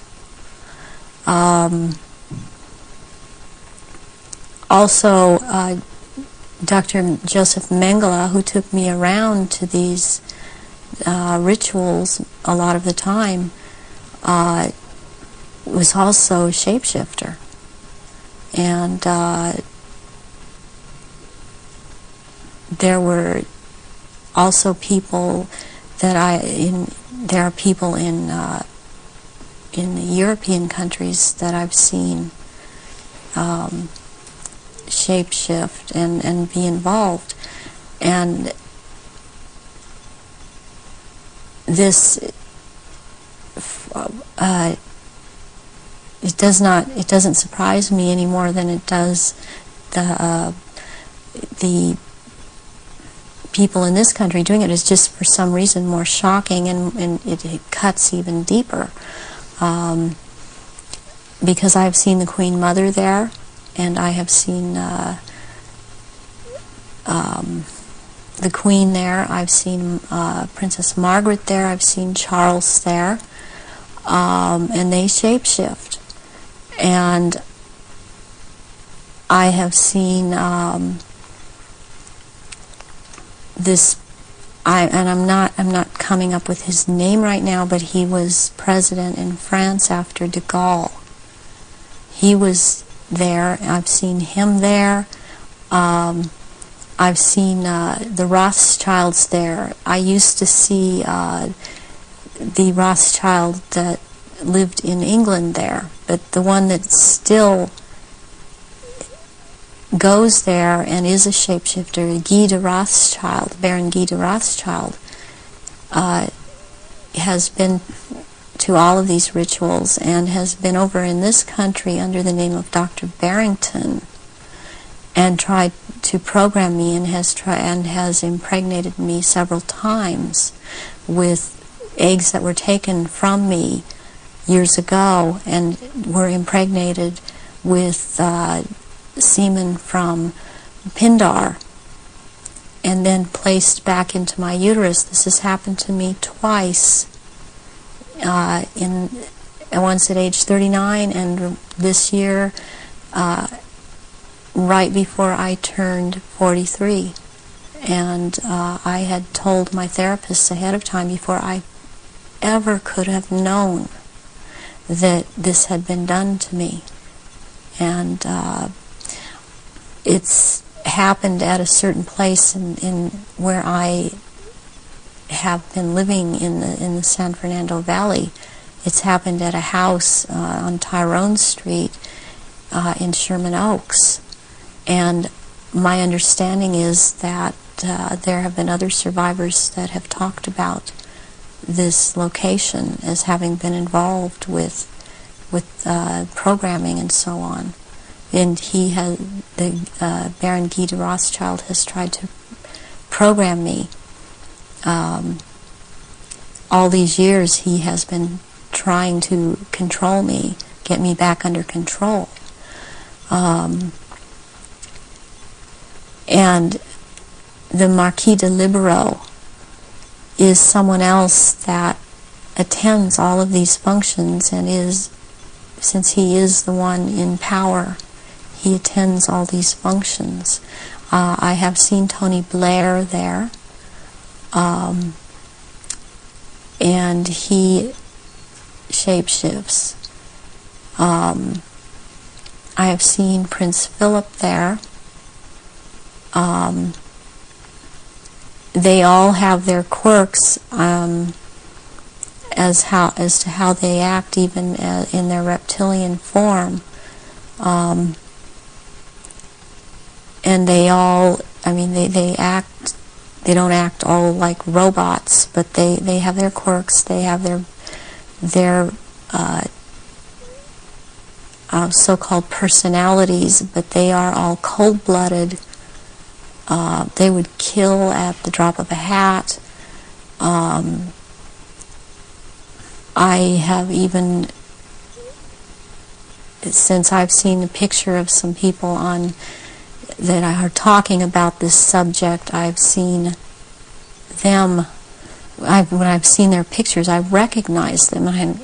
I did a double take a few weeks ago when I saw again someone who's been talking about around this subject, and it seems to be popular right now. Who's that? This man by the last name of Sitchin. I've seen at rituals, and he is a shapeshifter. And I did a double take when I saw the picture of him, because I recognize him. And there's another person that I've seen, this Gardner, Sir Gardner. That Lawrence Gardner? Sir Lawrence Gardner. And he had recently written an article that was out in Nexus magazine. Part of it was about the minstrel blood, and what really triggered me was when he called it Starfire, because that is the name of one of the aspects of the three women who are the dressed mother goddess. That is my name in all of this. So this man I have seen, he has lots of power within this sect of reptilians, and he's someone that you would want to watch out for outside of this too, as is this Sitchin person. What do you remember about Zachariah Sitchin? Zachariah Sitchin was someone in the rituals attending the rituals who was not a major player in as far as the rituals went, but was someone that others present did not make remarks at, or were very careful as to what they said around him. And he was talking about, he would be talking about doing away with people, persons that were in his way, or were putting out information that he didn't feel that he wanted put out. He is very much a disinformer, and that is his job, to disinform about what is going on with the Illuminati and with the reptilians. He actually warned me off from investigating the reptilians, interestingly. Where do the rituals take place that you've been involved in, involving the British royal family? Glamis Castle, Stonehenge, Balmoral Castle. I have reason to believe there's a church, and I think it may be Westminster Abbey, and there is a Mothers of Darkness castle or chateau in Brussels, Belgium. They've been there too. And also in France, the Marquis de Libero Pindar has a castle in the Alsace-Lorraine region of France, and I believe it's in the Alsace region that he uses, and there are certain rituals done at that castle down in the dungeon part of that castle, and there's an entrance down there to underground places in the earth, and there is a natural formation of rocks that kind of glow green, and they keep menstrual blood in that formation, and this green glowing from these rocks actually turns the blood a darker color, and it's called black blood, and it's used in certain rituals. But there are also, they keep small, there are smaller, less developed little reptilians that are kept down there. They're kind of pets. But one other thing that's also down there, there are eggs.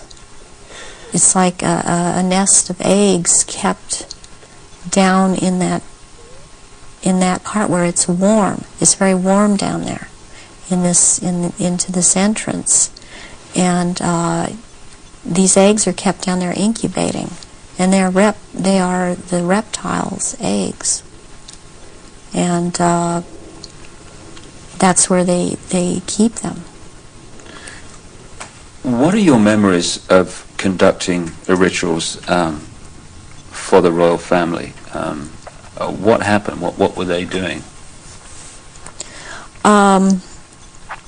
One thing that sticks out in my mind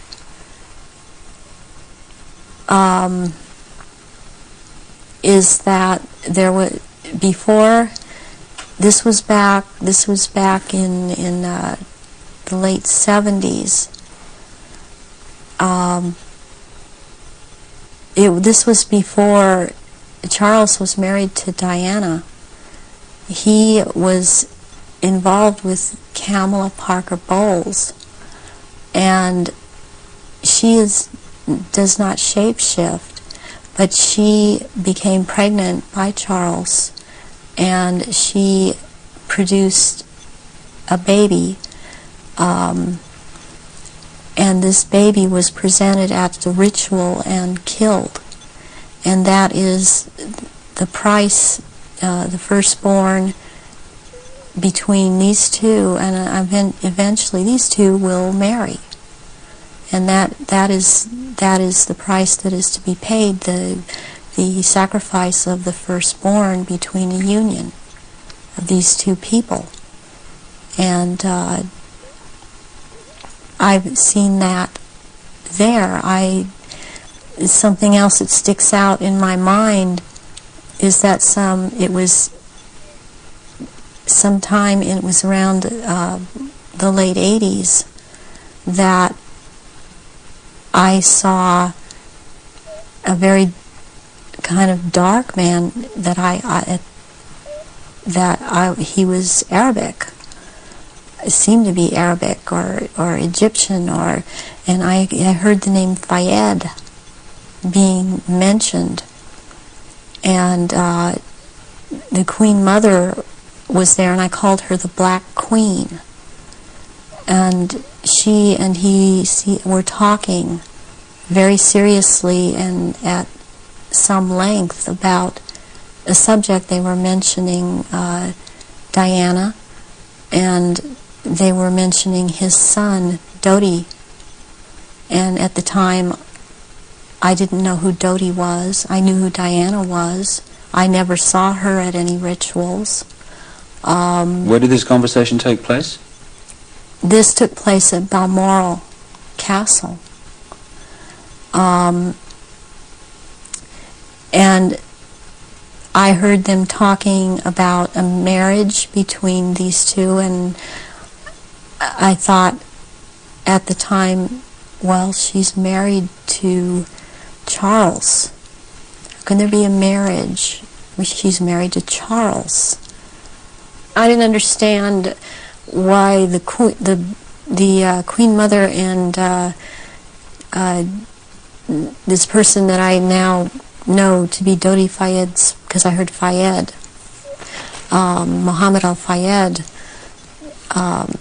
talking, and I'd seen them together at, I saw them at Balmoral Castle. I overheard the conversation at Balmoral, but I'd seen them also at Mothers of Darkness Chateau in Brussels, and they were talking about a union between Diana and his son Dodi back in the late 80s, and I did not understand at that time, because I understood Diana to be married to Charles. I knew that she was married to Charles, and they had 2 children, and they were about to have another.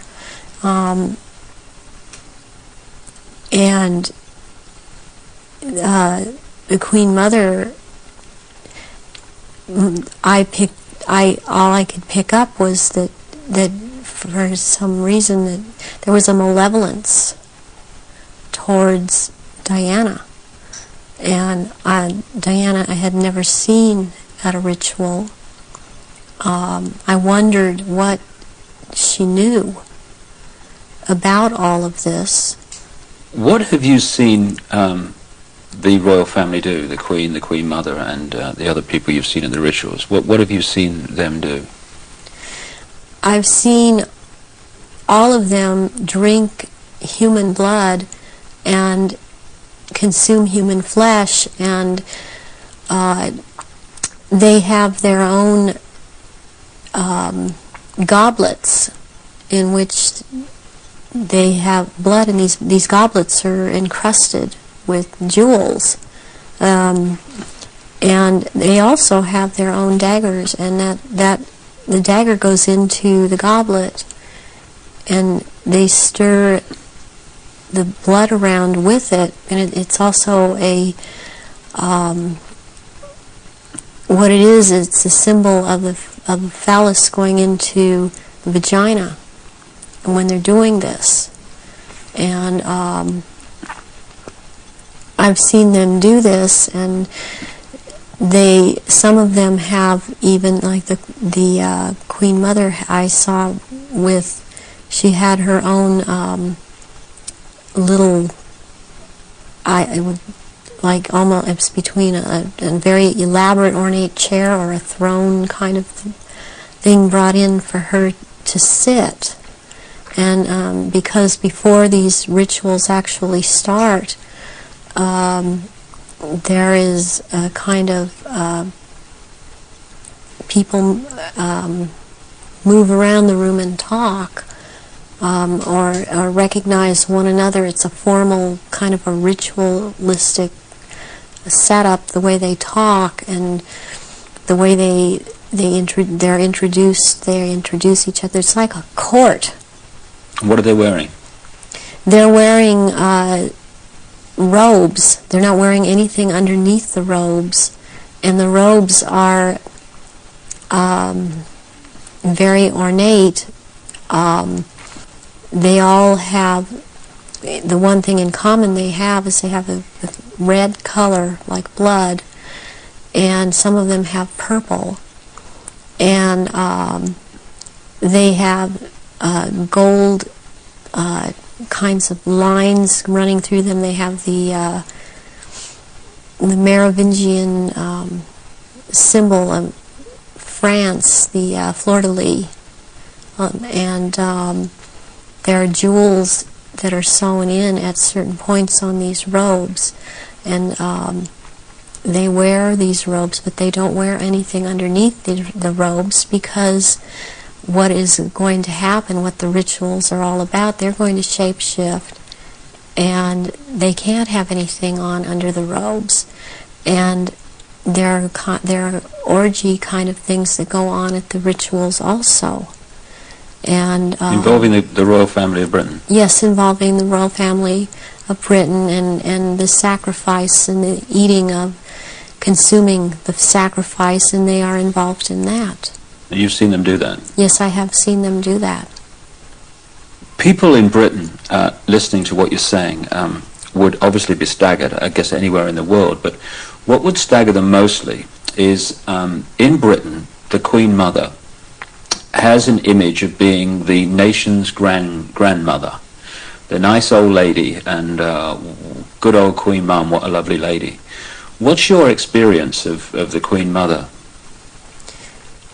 She is very cold in reality, and she is very cruel, and she is very different than she comes across to the public. She's cold-blooded.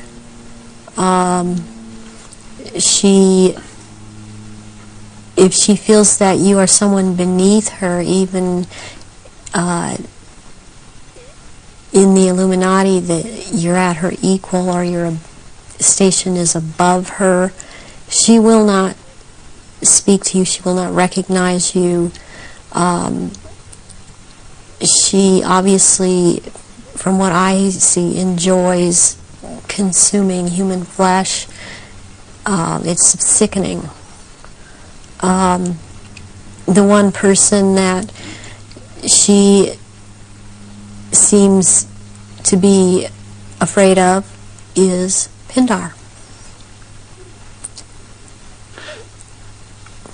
People would also look at the Queen Mother's elderly, frail stature and find it very difficult to see her taking part in rituals and doing anything, if you like, active.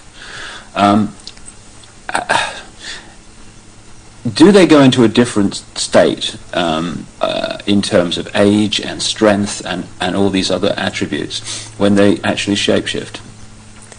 Yes, the human body that they choose to occupy or take when it was young, it ages, but when they take the reptilian form, these reptilians live hundreds of years, and so they have to have taken more than one human body to live in. A lot of them are much, much older, and I'm including the Queen Mother in this, older than people think that she is. She's been in more than one body, human form. And when the time comes, if it is time for her to go on, and it has been chosen that she still has, it's known that she still has life or years to go, again, she will be put into the body, the essence of her, and the reptilian form will go, or the essence of her will go into another body that is also has the ability to shapeshift into reptilian form. One of the pure reptilian human bloodlines. Yes. What happens when, take the Queen Mother as an example, what happens when they shapeshift? I mean, what do you see? You start to see changes happen, and they're happening so fast that it's almost, it's the closest thing that I've seen to it is what they're now doing with computer technology. It's just a literal transformation that happens very quickly, and they get taller and they get bigger, and they don't look at all as reptilians like they do as humans, and thus the wearing of the robes, because if they were in clothes, the clothes would be torn apart. So let's take the Queen Mother on this subject as an example. We recognize her as a frail old lady. What does she look like when she shapeshifts at these rituals? She looks like the nose portion gets very much longer, and it grows into kind of a snout kind of thing. She has little fangs and incisors as teeth, and there's a tongue. They all seem to have this kind of tongue when they're at this level. The tongue has a lot of long, hairy or pointed projections coming out of it. It's very long. And they have these, they don't have hands or feet, they have these claws. And they have scales, and also scales that seem to kind of disappear into one another. But it's more pronounced on the back. There seem to be lumps or protrusions coming from the head. There seem to be some kind of growth appendages at where, on the back, and they seem folded, and not all of them have that. And there is a tail, and they a lot of times will keep the tail curled, and and I've seen her when she's very displeased with something, as I've seen other members like this. This tail is whipped around, very agitated, and they do, and she hisses. What color are they? Which one in particular? Take the Queen Mother as an example. She's kind of a beige color on the underside, and by the time you're going up around to the back and the tail and the top of the head and on top of the nose, snout, whatever, it's coming to a very they're dark speckles or large speckles of dark browns, and the eyes usually they're large. They look like they're very round, and they look like they're coming out of their sockets, and very protruding, and usually the color ranges from a beige to a gold to a dark greenish gold, and then there's this dark slit up and down, a vertical slit, and and the eyes will look hooded, and when they look hooded, it's a very frightening thing, because it seems that when the eyes are hooded, they're about to do something. What do you mean by hooded? The lids come down, and it's almost, I guess it would be the same thing in a human as an expression of someone's got an idea. And how tall are they when they shapeshift? They're just about 7 feet tall.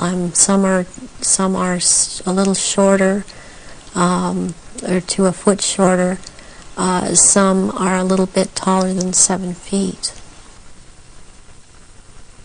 So what would the Queen and Prince Charles look like in their reptilian form? As to height? As to general appearance?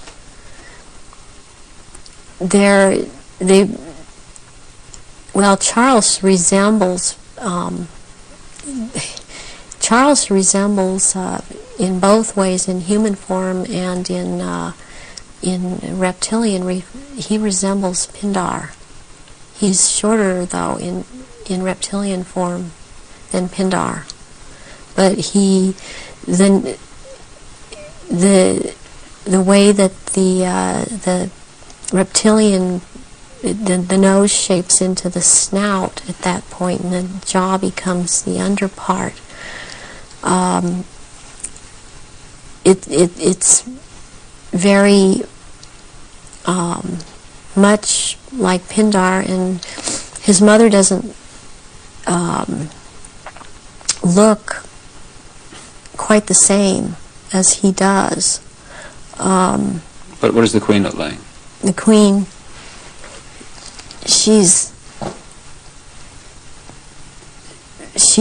darker, not quite so pale. She's darker. All over, she doesn't have the amount of I would call it freckling. It's more like a gradual, like the skin is gradually getting darker. It's more smooth. And she does have the lumps up around her head and down the tail, the spine. Charles has the tails down around the spine, and funny enough, he has the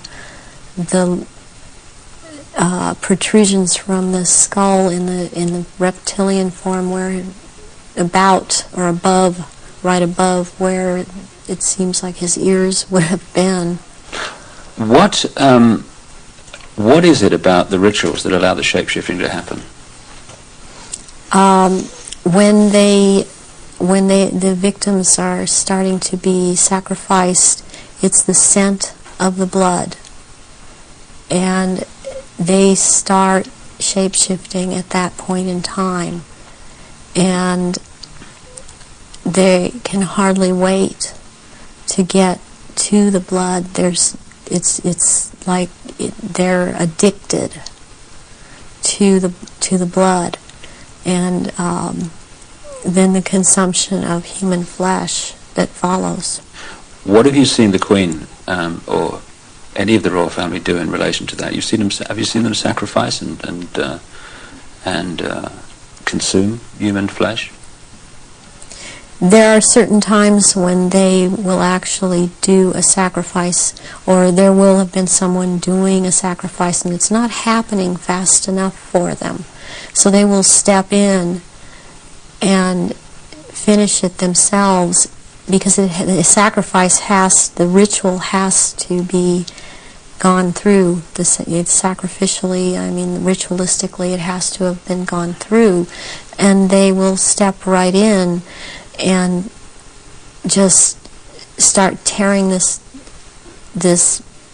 throat out, and they're getting all this blood from the jugular vein at the same time, and that has happened when there are many there that are going to be sacrificed, and they just can't wait, and tearing into the contents of the abdomen and stomach of a victim afterwards. Who have you seen do that?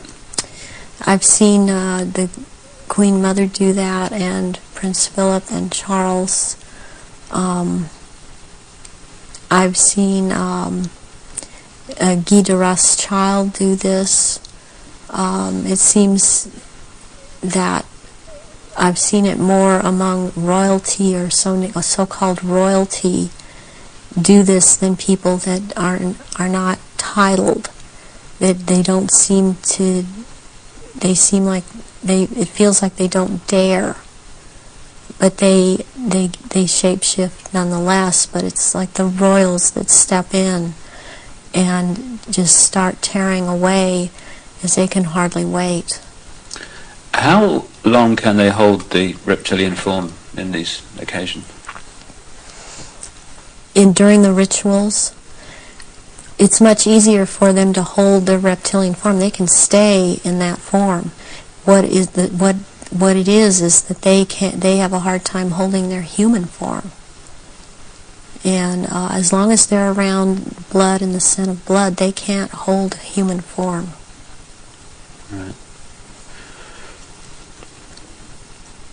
Where do you think the story of Diana fits into all this, in terms of the ritual that you know about and the royal family background that you know about?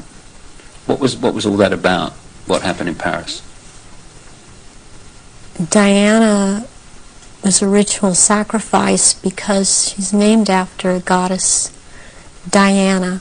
She was chosen from before birth for the purpose of which she served. I understand and very well, and am very empathetic towards Diana, because in a way it parallels what happened to me, to have served your purpose, had 2 children, and then be tossed aside. And to her horror, though, she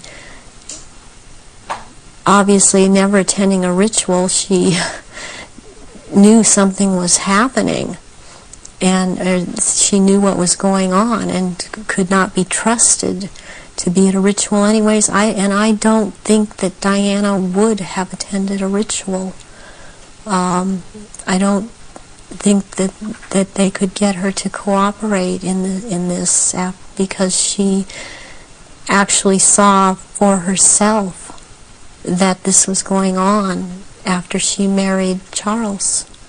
Was there any way, when Diana was married to Charles, without attending a blood ritual, that she could have seen him or one of the others become a reptile? They have a tendency when they're asleep to shapeshift, and they have to consciously hold their form, and when they're asleep they have a tendency to not hold human form and to shapeshift into reptilians, and there could be other things that happen. You know, I'm thinking about the times that Diana would have gone through a menstrual period. Well, that would have also really triggered some of these people in the royal family that are reptilian around her to want to shapeshift, or any woman, any human woman in that household that would be having a period, that scent of blood would tend to cause a momentary shapeshift. What was the whole, what appears to be a ceremony surrounding her assassination? What was that about? The rumours that she was pregnant, the Egyptian Dodi-Fayed, and the place where it all happened, which is an ancient sacrificial site to the goddess Diana. How does all that fit together in the rituals that you know about? Okay, the crown aspect of the goddess is Hecate, and the day of Hecate is on August 13th. And what is very prevalent in this with the Illuminati and what they've done with the Druidism and other in Egypt, the Egyptian religions, is they like to mirror the numbers. And so as like, for example, with the goddess Isis, her number is 18. When you mirror it, it's 81, and that is the number of the sister of Isis, Nephthys. And Nephthys was considered the evil sister to Isis.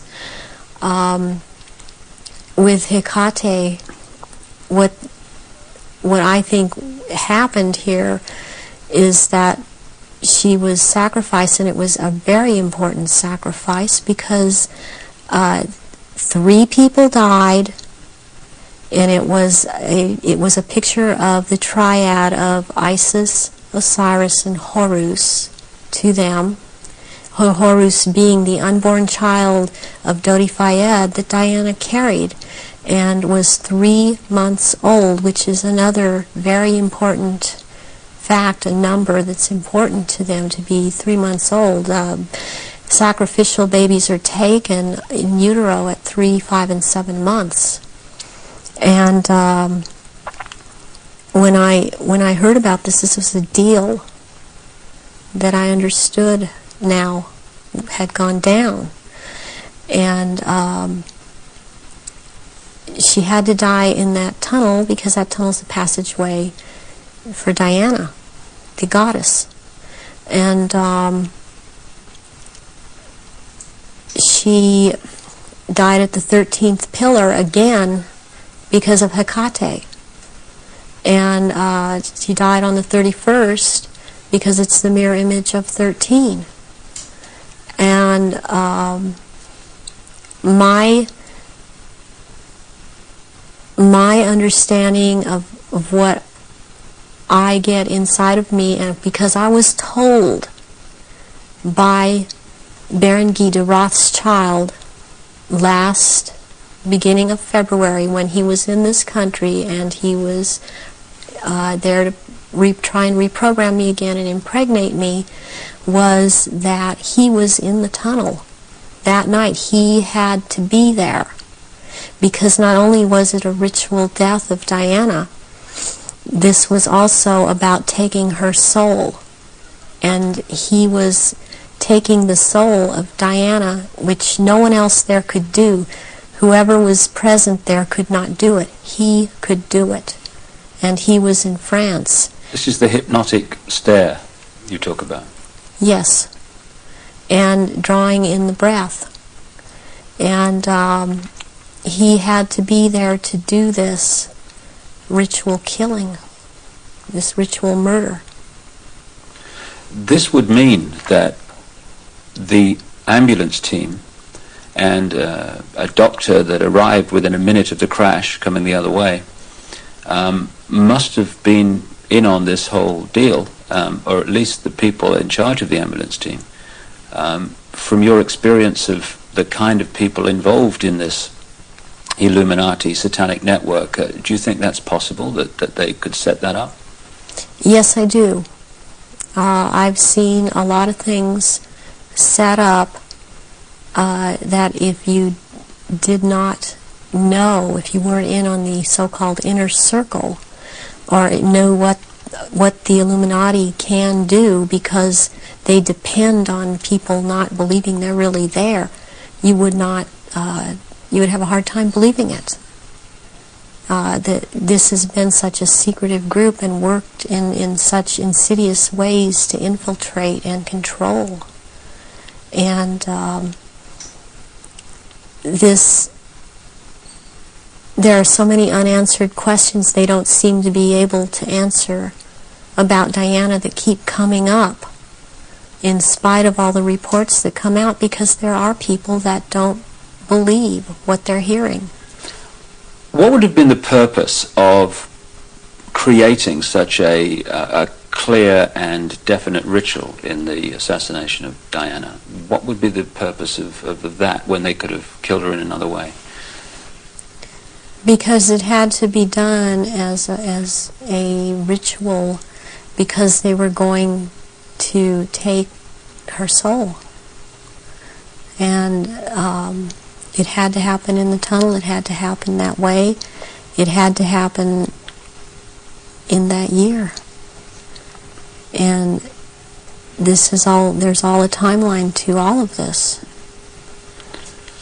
There's been many rumors that she was pregnant, but as I understand it, one of her friends says that that was not possible, because she knew that very shortly before she'd had a menstrual period. Is it possible to be pregnant and for that to still happen?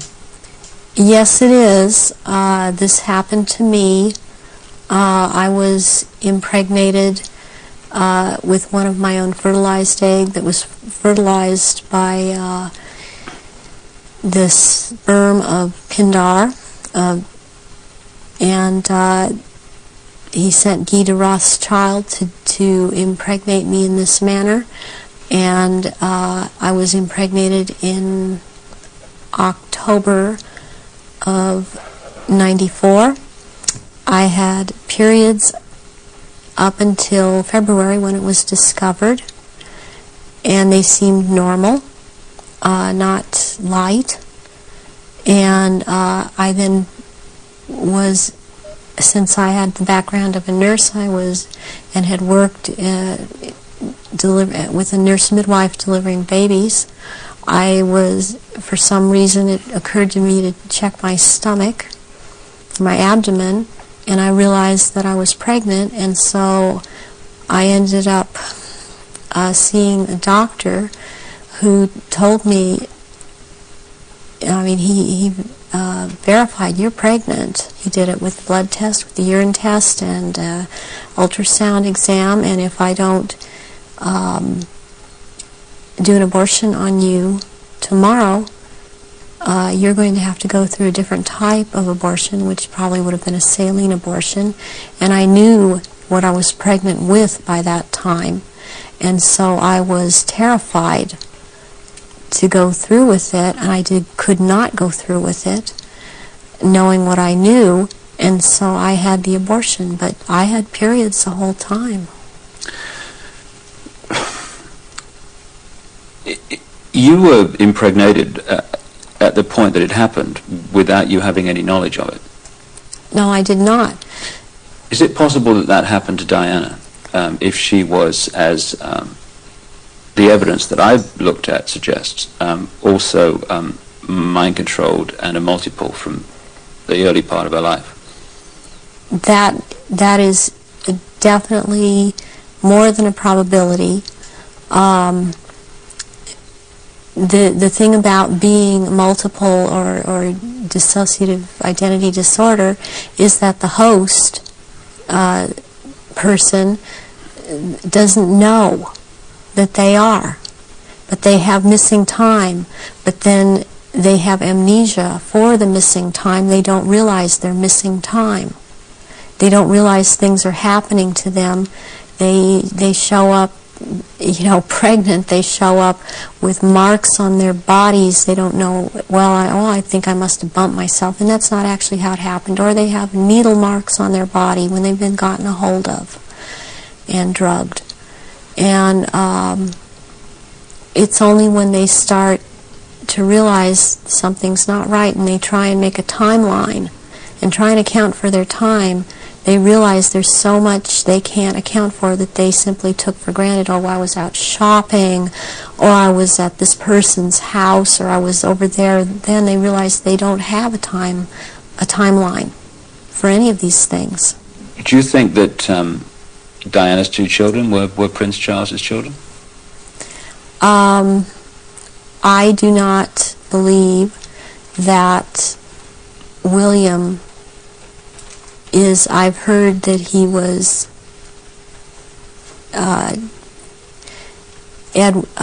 Charles's son. I've heard about someone else, and I believe that it was neither. I believe that this child of Prince William is the son of Pindar, and she was impregnated and she did not realize that. When you look at the ritual nature of all that, you've got Osiris, it would seem, symbolized by dirty fire. You've got Isis, symbolized by Diana. Presumably the baby, quite obviously, symbolizes Horus in Egyptian legend and ritual. Why create that in a tunnel in Paris at that time? What was it designed to do, to symbolize or whatever? It's to symbolize, it's part of symbolizing getting the world ready to recognize the Horus that is about to come upon us in the year 2000, as the year 2000 is the age of Horus and Osiris reborn. And there's a sacrifice involved. And the sacrifice is the mother, and the sacrifice is this child. And yet it involves another child who yet lives by the same mother. And you're talking about William? Yes, I am talking about William. What would have happened to Diana in your experience of the ritual, and what would have happened to the unborn child after the events in the tunnel in Paris? That Diana left the tunnel dead. She didn't leave that tunnel alive. That ritual, she had to die in that tunnel, and they had to take her soul in that tunnel, and they had to take the soul or developing essence of the unborn child. And in the hospital, it follows logically, according to what I know about what they do, that they would have taken the uterus and the fetus from Diana, that would have been taken, and as a ritual, that would have been taken, and they would have removed other body parts. And done what? Distributed them for high Illuminati members to consume, because this is a ritual sacrifice. Some strange things happened after that.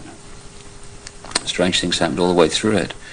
But suddenly the decision was made that she would not be buried in the local church where she wanted to be buried, but on an island among the trees in a lake at Althorpe Park. And Earl Spencer, her brother, claims through a dream he was inspired to put 4 black swans on the lake. Therefore, from your, again, knowledge of the ritual, what does all that mean? Why do that? Because 4 black swans have to do with 4 directions, 4 seasons. They have to do with sealing something for all eternity. To have 4 of something black, like that swan's figure in Celtic mythology, quite a bit in the Druid mythology. And black is the color of Hecate, and also one of the goddess aspects, the 3 goddess aspects that they have, the name is Black Flame or Black Star. And Black Flame means unto death. And so therefore the color black. And somewhere in there would be a flame. The decisions after her death to put her on an island among the trees in a lake and the 4 black swans were all, at least on the surface, taken by her brother Earl Spencer. Have you any experience of him? Earl Spencer I have seen at rituals. He's definitely tied into it. Her family has been part of this. She has this bloodline. I have not seen him shapeshift, but he's tied into it. You've seen him at rituals in yes, which I have. Sacrifices took place? Yes, I have. What about her father? Any knowledge of him? Her father was present at rituals. Her father would have been involved way before Diana was born. For her to have been involved and watch her actions after she was married, cutting herself, being anorexic, being bulimic, these are so indicative of someone who has been involved in mind control, has been hurt, and has been forced to follow mind programming. That this would have started when she was a little child, and her father would have been involved. So if they got her into this mind control stream from birth, presumably they would have been able to shape events right from that point to the 13th pillar. Yes. Yeah, they would have. When somebody becomes what we call multiple personality disorder or dissociative identity disorder, there are many programs that are induced, that can be induced at any point. I mean, you've got the machinery in place when they're a very small child, and as they're grown, they can install programs at any point and have different parts hold these programs, and they can be made to do just about anything. They're taught things such as red light is a green light, go through the light. They drive faster than they realize they're driving. They are able to memorize or see, just glance at something and right away just pick what the point is that they're going after for some reason, or they can memorize phone numbers in just a glance. The car hit the 13th pillar, driven by Henri Paul, who was missing for 3 hours that night, a man who's been connected to both British and French intelligence. Given the obsession with the number 13, it seems beyond coincidence that with all those pillars in the tunnel, it hit the 13th. Is it possible to mind control someone like Henri Paul so that at speed they could pick out the 13th tunnel, the 13th pillar?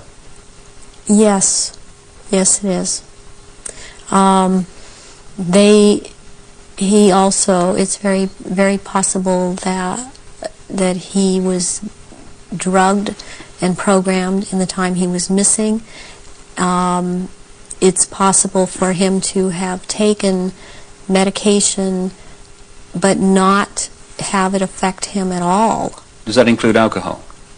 Alcohol also, yeah. And then maybe later or not, it would affect him, depending on if that's what the program was, for it to affect him. But it might not affect someone at all. I've been through this myself, so I know this to be true. And what happened to you in this instance? It was a very bad time in my life. The one time in particular I'm speaking of, where my then husband told me that he wanted a divorce, and I took approximately 8. I don't remember what the dosage was, but 8 Xanax pills in front of him, and I drove from where I lived in Orange County to the Norwalk area and went to see my therapist, who was holding some groups in this area, and I did not feel the effects of the pills at all when I drove to see him. I did not feel the effects of the pills at all when I left there an hour and a half later. And I had no car accidents. I was not stopped. My driving skills were very good.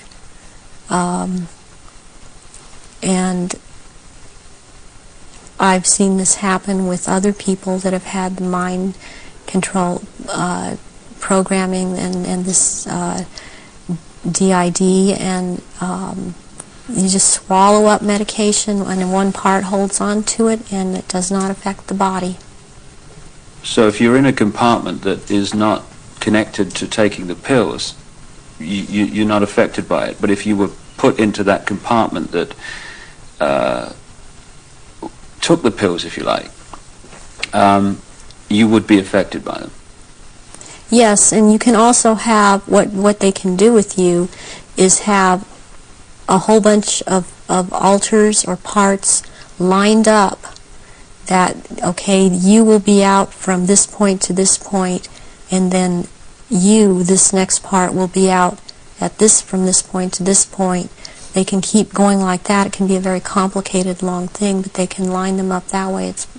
That's the way the programming goes. Do you think this could explain the apparent mystery of a alcohol reading of Henri Paul that was equivalent to 8 Scottish on an empty stomach, while the video evidence of the Ritz Hotel security cameras is that this was not a man in the minutes before he drove Diana into the tunnel that was in any way at that level of drunkenness?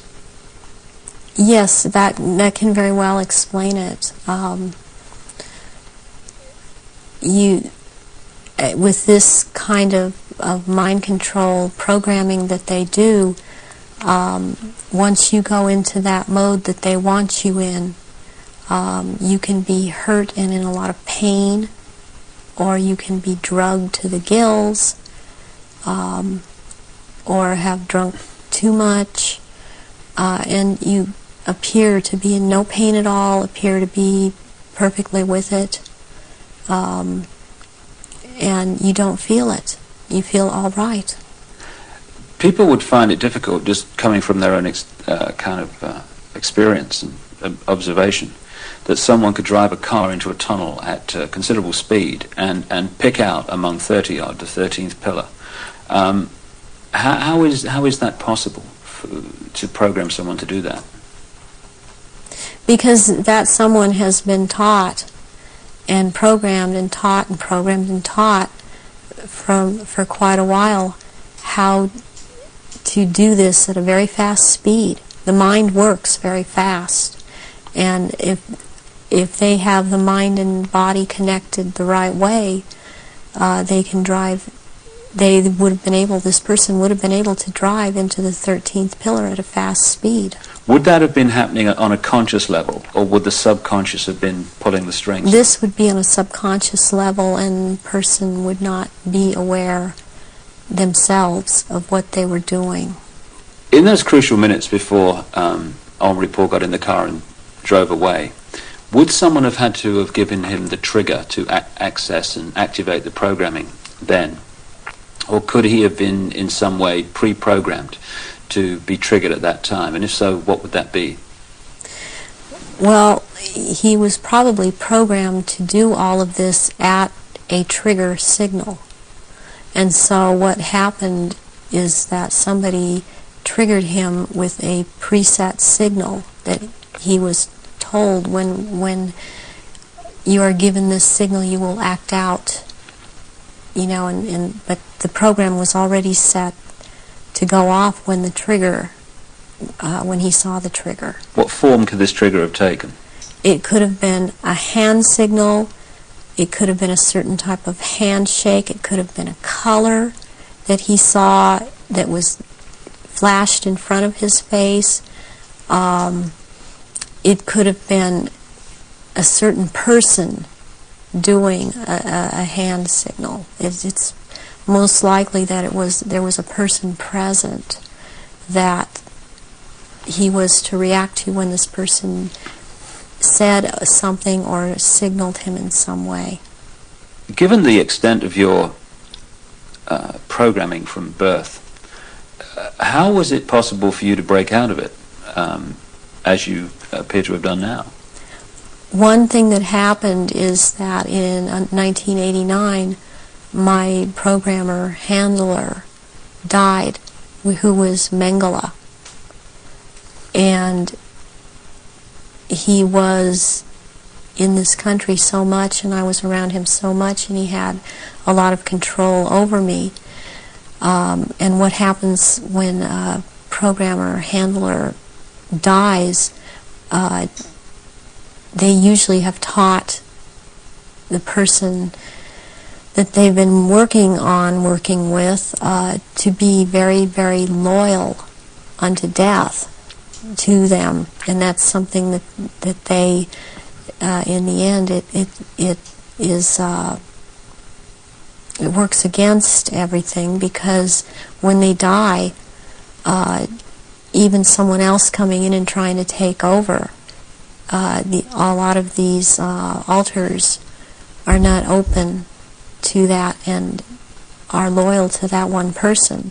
And in my case, Baron Guy de Rothschild is the one that tried to take over. And for some number of years, there was a lot of the time, half the time they got their way, and half the time they didn't. And in major things, they did not get their way. One of the things that I went out and did in 1993 was I cut my hair off, and because I was publicly seen and known to have very, very long hair, I could no longer be seen. I could not be seen with my hair cut off short. This would have caused a lot of questions with other people that had been programmed. And they still tried to carry on with other parts where I wouldn't have to be publicly seen, because they still consider me to hold this status, and they still consider me their property. I was always told I was their property.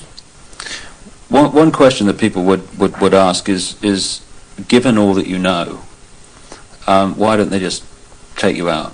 They still have plans for me, and this was told to me just a few days ago by someone else who has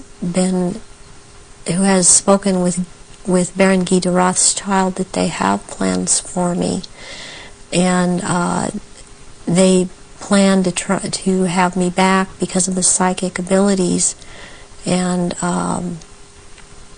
that is not going to happen.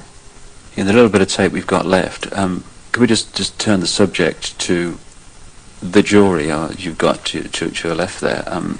What is that? Was that part of the rituals that you were involved in?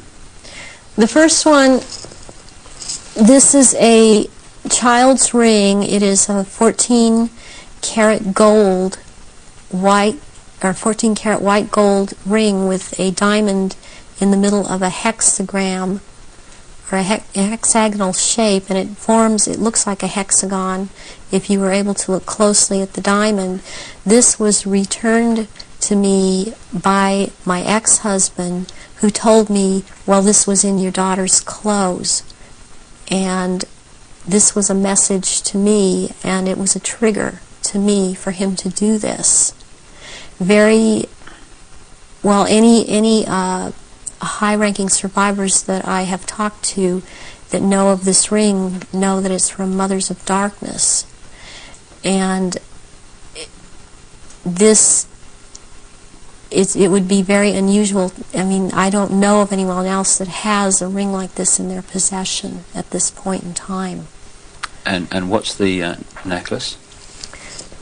The necklace here is made out of copper, and it's very Egyptian, and it was given to me when I turned 19, and that's an important age because you really start at the position I was at, having these psychic powers in full effect and being allowed to do this in full effect during rituals, and this was worn during certain rituals. Why copper, and why have it at all? Copper is a transmitter. Copper has always been used in the occult.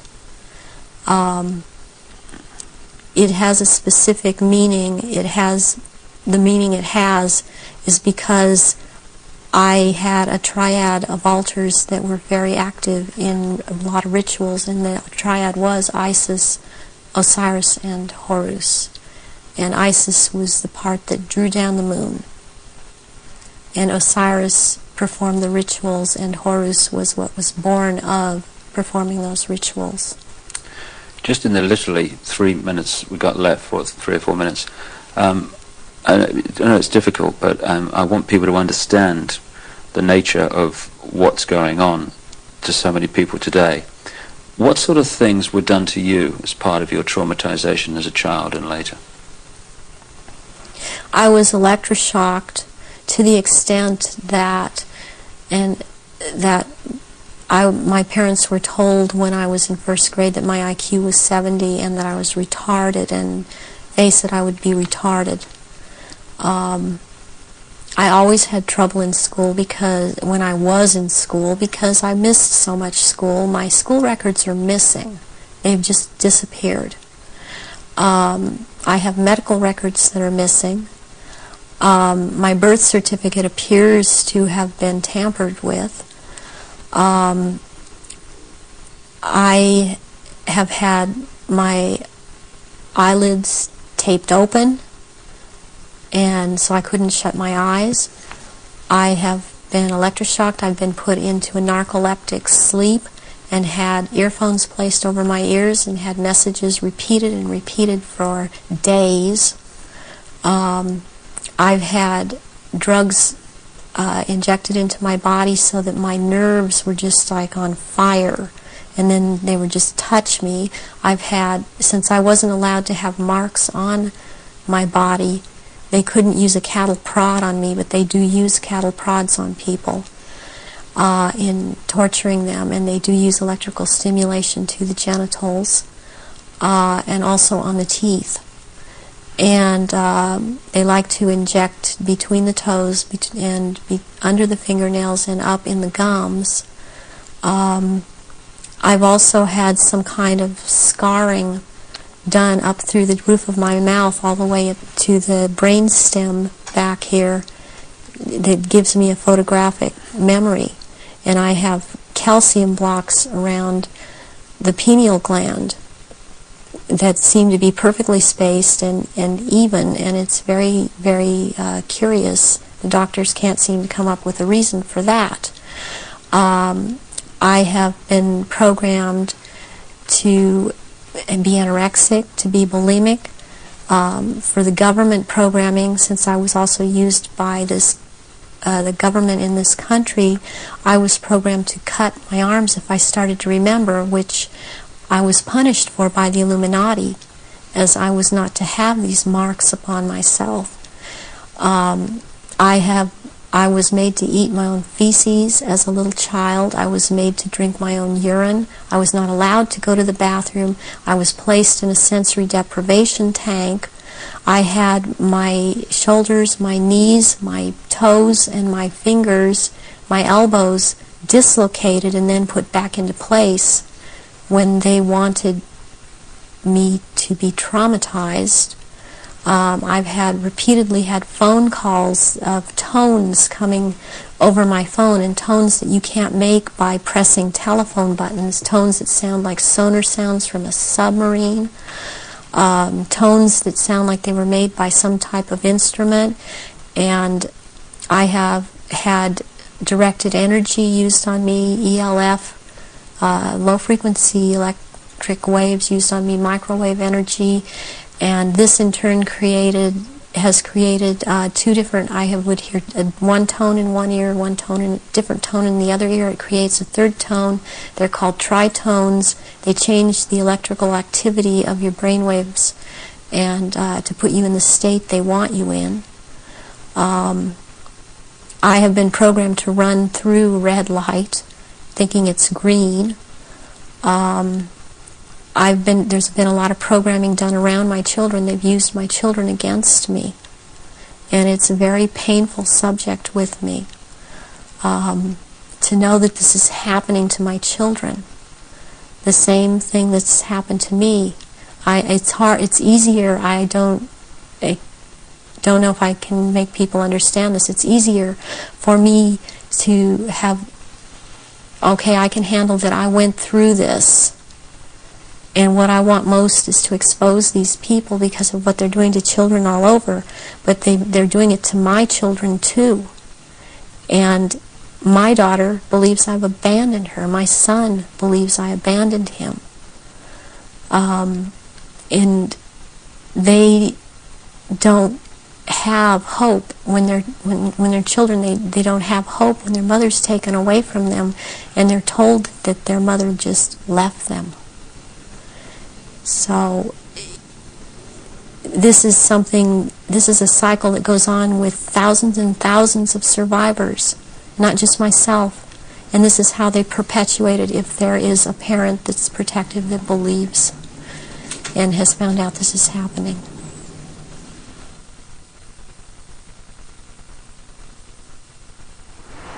The astonishing revelations of Arizona Wilder, a very, very brave lady who's chosen to stand up and be counted. And only by enough people doing that is this nonsense and this manipulation going to be brought to an end, as it is in the next few years. Well, we've come to the end of our little tour of the centre of global control, and we're here now outside the Houses of Parliament in London, the so-called mother of parliaments, because of course it has provided the blueprint for so many other so-called democracies all around the world. When in fact it's just another vehicle for the one-party state that is relentlessly turning out legislation advancing this global centralization agenda. Not a place of democracy at all, a place for legislating the agenda into reality. Well, you've heard the information and possibly read it in The Biggest Secret at greater length also. The question is, what are we going to do about it? That's entirely up to you as an individual and me as an individual. As someone once said, what you think of me is none of my business, and it's not. This is just information, make of it what you will. But what we make of it and what we decide to do in the light of this knowledge will decide the kind of world that we and our children are going to live in the next few years and beyond. The Chinese have a word that means at the same time both danger, crisis, and opportunity. And that's the situation we're in now. Yes, there's a crisis. Yes, there's a danger of this global fascist state becoming reality, but it's also an opportunity to wake up and make the change that will turn this planet from a prison into the paradise it once was and the paradise it will become again. And that is about choice. Choosing what we do as a result of what we know. And I quote in my books a number of times an American comedian called Bill Hicks, a genius in his way, very angry man, but a very brilliant man, a very profound man. And he described life in this way. He said, life's like a ride in an amusement park. And when you go on it, you think it's real, because that's how powerful our minds are. The ride goes up and down, round and round. It has thrills and chills, and it's very brightly colored, and it's very loud, and it's fun for a while. Some have been on the ride for a long time, and they remember, and they come back to us and they say, hey, don't be afraid ever, because this is just a ride. And we kill those people. Shut him up. I've got a lot invested in this ride. Shut him up. Look at my furrows of worry and my family and my big bank account. This has to be real. It's just a ride. But we always kill those good guys who try to tell us that and let the demons run amok. But it doesn't matter, because it's just a ride. And we can change it anytime we want. In other words, it's just a reflection of our own attitudes. And to change, as Bill Hicks said, doesn't need big bank accounts. It just means a choice right now between fear and love. Fear is the four-letter word that has controlled this planet and this human race for thousands of years. Love is the word that will set us free. And that's the choice we face now. And the world that those two choices will create will be so different as to be unexplainable. The chasm between the two, a prison or a paradise. I just want to say one other thing before we finish this video. I don't want to demonize the reptilian race, because it's just a genetic stream in the great forever. I'm talking about a small number of this reptilian race that is behind this manipulation, not the race in general. And indeed, many of the reptilian stream, both in physical bodies and in other dimensions, are working now to help humanity win their freedom, win our freedom back. And I'd like to thank once again also Arizona Wilder for having the guts to stand up and speak her truth. And if enough people do that, then this house of cards, because that's all it is in the end, is going to fall. And I'd like to thank also my friend Brian Desborough for helping Arizona and for his own commitment to truth. We're now at the crossroads of the evolution of the human race, or a crossroads anyway. And the good news is this: there is a global awakening going on. I've spoken in something like 20 countries in the last 18 months. People are waking up. They're asking questions. They're seeing themselves and the world in a different light. And this is going to gather pace and is gathering pace all the time. And it's this transformation of human thought and perception that is going to bring the change that we've dreamed about for so long.